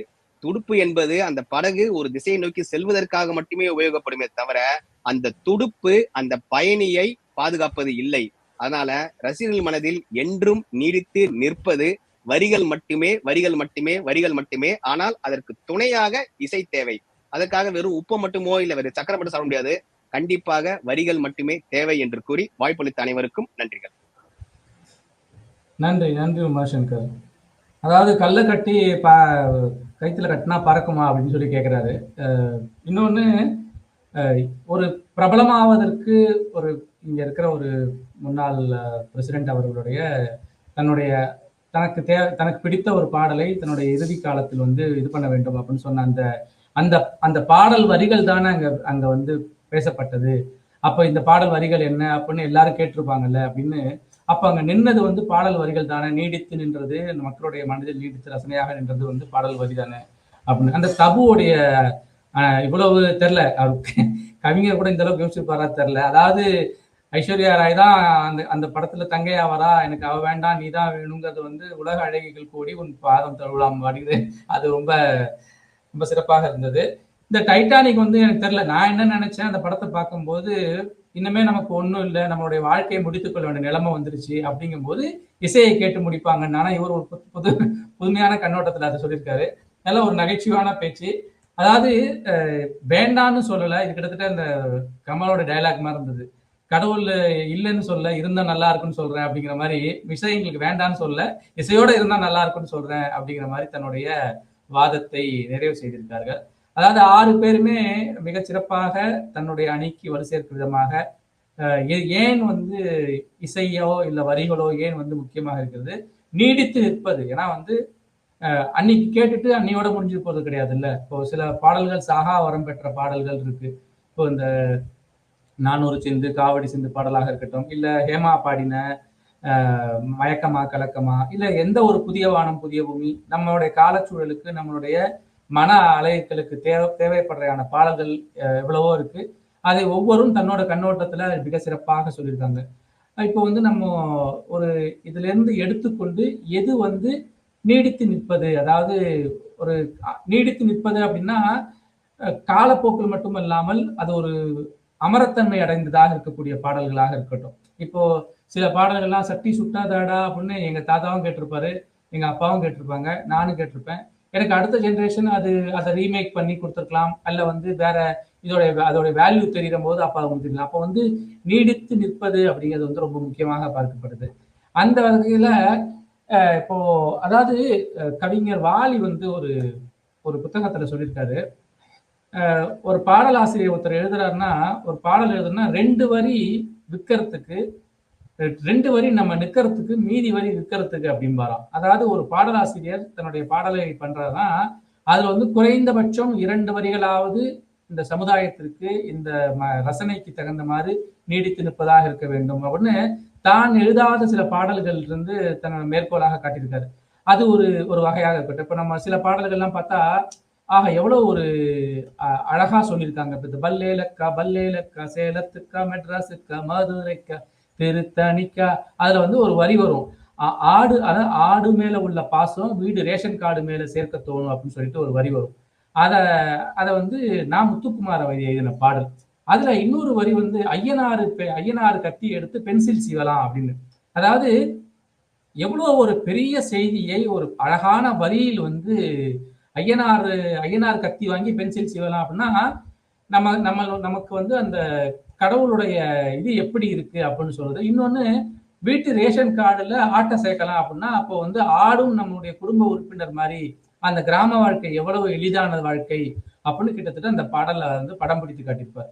இதை வந்து இந்த பல்லேலக்கா இந்த மியூசிக் வர்றது இருக்கட்டும், அந்த பாடல் வர்றது இருக்கட்டும், இதுல வந்து நம்ம எதை சொல்ல முடியும்? பாடலுடைய வரிகள் வலிமையானது, அந்த வரிக்கு வலிமை சேர்ந்தது. இது மாதிரி இப்ப நான் முன்னாடி சொன்ன வாலி உதாரணம், அவர் ஒரு 4 பாடல் வரிகளை எடுக்கிறாரு. அதுல வந்து இதயம் நடிக்குமா அப்படின்னு கேட்கிறாரு. இருதயம் துடிக்குது இல்ல, அது வந்து நடிக்குமா அப்படின்னு கேட்கிறாரு. இது வந்து அழகிய தீயே அப்படின்னு ஒரு படம். இருதயமே நடிக்கிறதா இருதயமே துடிக்கிறதா, துடிப்பது போல் நடிக்கிறதா. இது வந்து வியாழி வந்து ரொம்ப சிலாகித்து சொல்றாரு. அது எப்படியா இந்த மாதிரி ஒரு வார்த்தை உனக்கு கிடைச்சிச்சு, எப்படி வந்து இருதயம் வந்து நடிக்கும், துடிப்பது போல் எப்படி நடிக்கும் அதாவது அந்த பெண்ணை பார்க்கும்போது என்னோட இருதயம் வந்து நின்னு போச்சு. அதை வந்து எப்படி ஒரு ஒரு பாடல்ல ஒரு வரிகள்ல சொல்ல முடியும் அப்படின்னா, அப்போ அந்த கவிஞன் சொல்றான், அது வந்து நடிக்கிறது, துடிப்பது போல் நடிக்கிறது அப்படின்னு சொல்லி இது மாதிரி எண்ணற்ற உதாரணங்கள் அவரு ஹேமா சொன்ன பாடலாக இருக்கட்டும், அல்லது வந்து கார்த்தி சொன்னதாக இருக்கட்டும், இல்ல கடைசியா உமாசங்கர் இந்த தபுவோட உதாரணமா சொன்ன மாதிரி இந்த வந்து பாடல்கள் வந்து எவ்வளவு வலிமை சேர்க்கிறது. ஒரு ஒரு பெண்ணை பற்றி சொல்லும்போது வெள்ளாவி வச்சுத்தான் வெளுத்தாங்களா, இவளை வெயில்ல காட்டாம தான் வளர்த்தாங்களா அப்படின்னு இது மாதிரி எண்ணற்ற பாடல்கள் வந்து வரியினுடைய வலிமையை சொல்லக்கூடியது. இது வந்து ஒரு பக்கம் இருக்கட்டும். இன்னொரு பக்கம் இசை. இசை வந்து இவ்வளவு வரியை பத்தி நம்ம சொன்னாலும் இசையை பற்றி இசைக்கு ஒண்ணும் இல்லையானா கண்டிப்பா அதுக்கு இருக்கு. நம்ம முன்னாடியே சிந்தித்தது மாதிரி இசை அப்படிங்கிறது வந்து இது ஏதோ வரி அப்படின்னா நமக்கு அதோடைய மொழி தெரியணும், நமக்கு வந்து அந்த லிபி தெரியணும், அந்த எழுத்து சொல் தெரியணும், அதுக்கப்புறம் தான் அதோடைய பொருளை நம்ம உணர முடியும். இது வந்து எடுத்தோடனே பொருளோட உணர்ந்துட முடியாது. அப்போ அந்த இடத்துக்கு வந்து இசைதான் நம்ம வந்து இட்டு நிரப்புது. ஒரு குழந்தை தாலாட்டு பாடலாக இருக்கட்டும், இப்போ கண்ணுறங்கு மகனே கண்ணுறங்கு மகனேன்னு சொல்லி ஒரு தாலாட்டு பாடலாக இருக்கட்டும், என் மகன் எவ்வளவு வரப்போறான் அப்படின்னு சில சில கிராமிய பாடல்களாக இருக்கட்டும், குழந்தைக்கு பிடிக்குதோ பிடிக்கலையோ, புரியுதோ புரியலையோ, ஆனா அந்த இசையில் சொக்கி போய் தன்னை மறக்கிறது. இதை வந்து கிட்டத்தட்ட ஹரிபாபு சொன்னாரு. அதாவது சின்ன வயசுலயே ஹரிபாபு சொன்னது வந்து ஒரு ஒரு முற்றிலும் ஒரு அருமையான ஒரு கண்ணோட்டமாக தெரிஞ்சது இசையை பொறுத்த வரைக்கும். அதாவது நம்முடைய மூளையில் அதிர்வலையில் போய் அதை வந்து உட்காந்துக்குது. இப்போ நம்ம திடீர்னு நம்ம ஃப்ரெண்ட்ஸுக்குள்ளே பேசிட்டு இருக்கும்போது நம்ம யோசிப்போம், இந்த குறிப்பிட்ட பாடல் சொல்லி இது பாடல் மறந்து போச்சு, என்ன சொல்லு அப்படிமோ. அப்ப வந்து யாராவது ஒருத்தர் அங்க பக்கத்துல இருக்கிறவங்க சும்மா ஒரு மெட்டு கொடுத்து அப்படியே ஒரு முழுசா கூட அந்த பாடலை சொல்லணும், முழுசா கூட அந்த இசையை சொல்லணும் அவசியம் இல்லை, அப்படின்னு ஏதாவது கொஞ்சம் சின்ன ஒரு இது பண்ணா கூட டக்குன்னு நம்ம வந்து அதை வந்து உடனே பிடிச்சிக்க முடியுது. என்ன காரணம் அப்படின்னா எங்கேயோ அது ஒளிஞ்சிருக்கு. ஆனா ஒளிஞ்சிருக்கிறது வந்து எடுத்து கொடுக்கறதுக்கு வந்து அந்த இசை வந்து ஒரு முக்கிய காரணியாக இருக்கு. இது வந்து இன்றைக்கு நேற்றுக்கள்ல நம்முடைய சமயம் பக்தி இலக்கியம் தொட்டே இது வந்து இருக்கு. அவரு அப்பர் சுவாமிகள் என்ன சொல்றாரு, திருநாவுக்கரசர் சுவாமிகள் தமிழோடு இசைப்பாட மறந்தறியேன் அப்படிங்கிறது. அதாவது வேறு சமயத்துக்கு போயிருக்கக்கூடியவர் வந்து நான் எல்லாத்தையும் மறக்கல, சைவ சமயத்துல இருந்து வைணவ இதுக்கு போறாரு, வேற மார்க்கத்துக்கு போறாரு. வேற மார்க்கத்துக்கு போயிட்டு வரும்பொழுது அப்போ சிவபெருமான்கிட்ட சொல்வதாக எதுக்கு நான் ஒரு உதாரணத்துக்காக சொல்ல வரேன். அப்போ எல்லாத்தையும் நான் மறக்கலன்னு சொல்லிட்டு எதெல்லாம் மறக்கல அப்படின்னாரு, தமிழோடு இசைப்பாட மறந்தறியேன் அப்படிங்கிறாரு. அப்போ அந்த இசை எனக்கு வந்து அதையும் நான் மறக்கல அப்படின்னு வந்து அதை வந்து ஏன்னா இது வெறும் ஒரு இசையாக மட்டுமல்லாமல் நம்முடைய பண்பாட்டு தரத்தில் இருந்தும் சரி, நம்முடைய எண்ணத்திலும் சரி, இல்ல நம்மளுடைய மூளையிலோடைய சரி, அது வந்து ஒரு பதிந்து போயிருக்கு. அதனாலதான் வந்து பின்னாடி வந்து இசை. நான் ஒரு சமீபத்துல இந்த பட்டிமன்றத்துக்காக பார்க்கும்போது ஒரு வீடியோ ஒண்ணு பார்த்தேன். ஒரு 80 வயசு தன்னுடைய இறுதி படுக்கையில இருக்காரு. அவர் வந்து அவரை பேச வைக்கிறதுக்கு எவ்வளவோ முயற்சி பண்றாங்க. அப்ப வந்து அவரால் பேச முடியல. அதாவது ஏதோ சொல்ல வர்றாரு, அவருக்கு வந்து சொல்ல முடியல. இது வந்து நடந்த ஒரு சம்பவம். அப்போ அவருடைய தம்பி, அவருக்கும் கொஞ்சம் வயதாயிருக்கு. அவர் என்ன பண்றாரு, எங்க அண்ணாவுக்கு வந்து இந்த பாடல் ரொம்ப பிடிக்கும், இதை வந்து கண்ணதாசன் ஒரு பாடலை சொல்லி இந்த பாடல் வந்து ரொம்ப பிடிக்கும். ஆனா அவருக்கு காது அவ்வளவு மந்தமா கொஞ்சம் மரணப்படுக்கல இருக்கிறதுனால காது வந்து மந்தமாக இருக்குன்னு சொல்லும் போது, அப்போ அந்த டாக்டர்ஸ் என்ன பண்றாங்க, அந்த இசையை வந்து அவருக்கு போட்டு காட்டுறாங்க. இது வந்து நம்ம இவரும் சொன்னாரு, யாரு நிர்மலும் சொன்னாரு, இந்த இசையை வந்து மிருகங்களுக்கும் சரி மற்றவங்களுக்கும் சரி எப்படி இசை மூலமாக சொல்ல முடியும்னு. அப்போ அந்த டாக்டர் வந்து அந்த இசையை சொல்லும் போது அப்போ அவருடைய மூஞ்சி அப்படியே பிரகாசமா ஆகுது. அதாவது அந்த வார்த்தையெல்லாம் புரியுதோ இல்லையோ, ஆனா அந்த இசையை கேட்கும் போது உள்ளுக்குள்ள போய் ஏதோ செல்லுது. அப்போ அது வந்து எந்த அளவுக்கு அந்த இசை வந்து ஒருத்தரை மாற்றுது அப்படிங்கறத நம்ம பார்த்தோம். அதாவது ஒரு பாடலை காட்சி நான் முன்னாடி என்னுடைய உரையில சொல்லும் போது சொல்லியிருந்தேன், இசை முக்கியம்தான் இல்லைன்னு சொல்ல, பாடலும் முக்கியம்தான். இசையை வந்து ஹேமாவுடைய வார்த்தையை நான் கடன் வாங்கணும்னா, நான் சந்தோஷமா இருக்கேன் அப்படின்னு எப்படி சொல்லலாம்னா, புதிய வானம் புதிய பூமி எங்கும் பனிமலை பொழி அப்படின்னு சொல்றாங்க. அப்போ நான் மகிழ்ச்சியா இருக்கேன், எனக்கு புதுசா ஒரு வானம் இருக்கு, புதுசா ஒரு பூமி இருக்கு, என்னோட பிரச்சனைகள் எல்லாம் தீர்வு போச்சு அப்படின்னு வார்த்தைக்கு அங்க வலு சேர்க்குது. அந்த இசையை வந்து காட்சி பூர்வமா ஆக்குறதுக்கு அந்த வார்த்தை பயன்படுது, அதுல எந்த சந்தேகமுமே கிடையாது. ஆனா காட்சி பூர்வமாக ஆக்க முடியாத சில சூழல்கள் நமக்கு வரும் இல்ல, அது வந்து நம்மளுடைய குழந்தை பருவமாக இருக்கலாம், நம்முடைய முதுமை பருவமாக. அதே உதாரணத்தை தான் மறுபடியும் எடுக்கிறேன். அந்த காட்சி பூர்வமாக படுத்தக்கூடிய அந்த பாடல் வரிகள் வந்து எல்லா காலத்திற்கும் சூழலுக்கும் எப்படி உபயோகப்படும் அப்படின்னா, அது வந்து இசையினாலதான் பண்ண முடியும். அந்த காட்சியை வந்து நம்ம வெளியிலிருந்து பார்க்கணும் அவசியம் கிடையாது. இப்போ அந்த அந்த பாடலை பார்க்கற இதே புதிய வானம் புதிய பூமி அந்த பாடலை பார்க்கறது வந்து எம்ஜிஆர் காட்டுறாரு புதிய வானம் அப்படின்னு மேலே காட்டுறாரு, ஒரு சூட்கேஸ் கையில வச்சுட்டு புதிய பூமின்னு கீழே காட்டுறாரு. அப்போ அங்க மியூசிக் வருது. அப்போ அந்த அந்த இருக்கிற ஒரு இப்போ நம்ம எல்லாருமே அந்த பாடலை பார்த்திருப்போம் கிட்டத்தட்ட. அப்ப நம்ம அந்த பாடலை சொல்லும் போதே வருது. ஆனா இந்த பாடலை வெளியிலிருந்து பார்ப்பது புறக்கண்ணால் பார்ப்பதுங்கிறது ஒண்ணு, அகக்கண்ணால் பார்ப்பதுங்கிறது இன்னொரு விஷயம். அந்த அகக்கண்ணால் பார்ப்பதற்கு எது உதவி செய்யும் அப்படின்னா, அங்க வந்து வரியை தாண்டி ஒன்று இருக்கும். அதாவது பேச்சு அடங்கும் நிலையில், எல்லாம் அடங்கும் நிலையில், அப்ப வந்து நம்மளுடைய உள்ளிருக்கக்கூடிய அந்த ஒரு சக்தி தான் வந்து நம்ம வழி நடத்தும். அது பார்க்கக்கூடியது எது அப்படின்னா, அங்கதான் வந்து இசை வந்து ஒரு இடத்துல கொஞ்சம் கூட இருக்கு. இப்போ வந்து நீடித்து நிற்பது அப்படின்னு நம்ம சொல்றோம். இப்போ கண்ணதாசன் பாடலாக இருக்கட்டும், இது ஒரு உதாரணத்தோட நான் சொன்னா சிறப்பா இருக்கும்னு நினைக்கிறேன். நேரு அமைச்சரவையில டிடி கிருஷ்ணமாச்சாரின்னு சொல்லிட்டு ஒரு ஒரு பினான்ஸ் மினிஸ்டரா இருந்தார். ஏதோ ஒரு ஒரு அபிப்பிராய பேதத்தினால நேருவோட அமைச்சர் அவர் நீக்கப்படுகிறார். அப்ப வரும்போது கண்ணதாசனுடைய பாடல் ஒண்ணு வருது. அதாவது எல்லாம் அதாவது எதெல்லாம் இருக்கும் இன்னைக்கு இருக்கும் நாளைக்கு வராது அப்படின்னு சொல்லி, வாழ்க்கை என்றால் 1000 இருக்கும் வாசல் தோறும் வேதனைகள் இருக்குன்னு சொல்லி அந்த பாடல் வரல. அந்த பாடலுடைய இசை வரும்போதே மனது ஒடிந்து வண்டியை கண்ணதாசன் வீட்டுக்கு விடுறா அப்படின்னு சொல்லி கண்ணதாசனை பார்த்து, எனக்கு இந்த மாதிரி ஒரு சூழல்ல வந்து உங்களுடைய பாடலும் அந்த பாடலுக்கு இசையும் தான் எனக்கு வந்து வலிசுறுத்தது அப்படின்னு. அப்போ அந்த இடத்துல வந்து அந்த உணர்ச்சியை தூண்டுவதை சொல்றேன். பாடல் வந்து முக்கியம் தான், நான் இல்லைன்னு சொல்ல. வலிமையான வார்த்தைகள், வலிமையான பாடல்கள், எந்த மாற்று கருத்தும் இல்லை. ஆனா அந்த பாடல் வருவதற்கு முன்னாட அந்த இசை கொடுத்த ஒரு இந்த இடத்துல உத்வேகம்னு சொல்ல முடியாது, அந்த இசை கொடுத்த ஒரு அதிர்வு, அதாவது மன அதிர்வு, ஒரு நம்மளுடைய உணர்ச்சிகள் அதிர்வை வந்து எது எளிதில் கொடுக்க முடியும் அப்படின்னா அதுதான் வந்து நம்மளை வந்து நீட்டு செல்லும், நம்முடைய ரசனையும் நீட்டு செல்லும், நமக்கு தேவைப்படக்கூடிய எல்லா விதமான இதையும், அதாவது இந்த நினைவில் இருக்கக்கூடியதையும் நீட்டு சொல்லும்.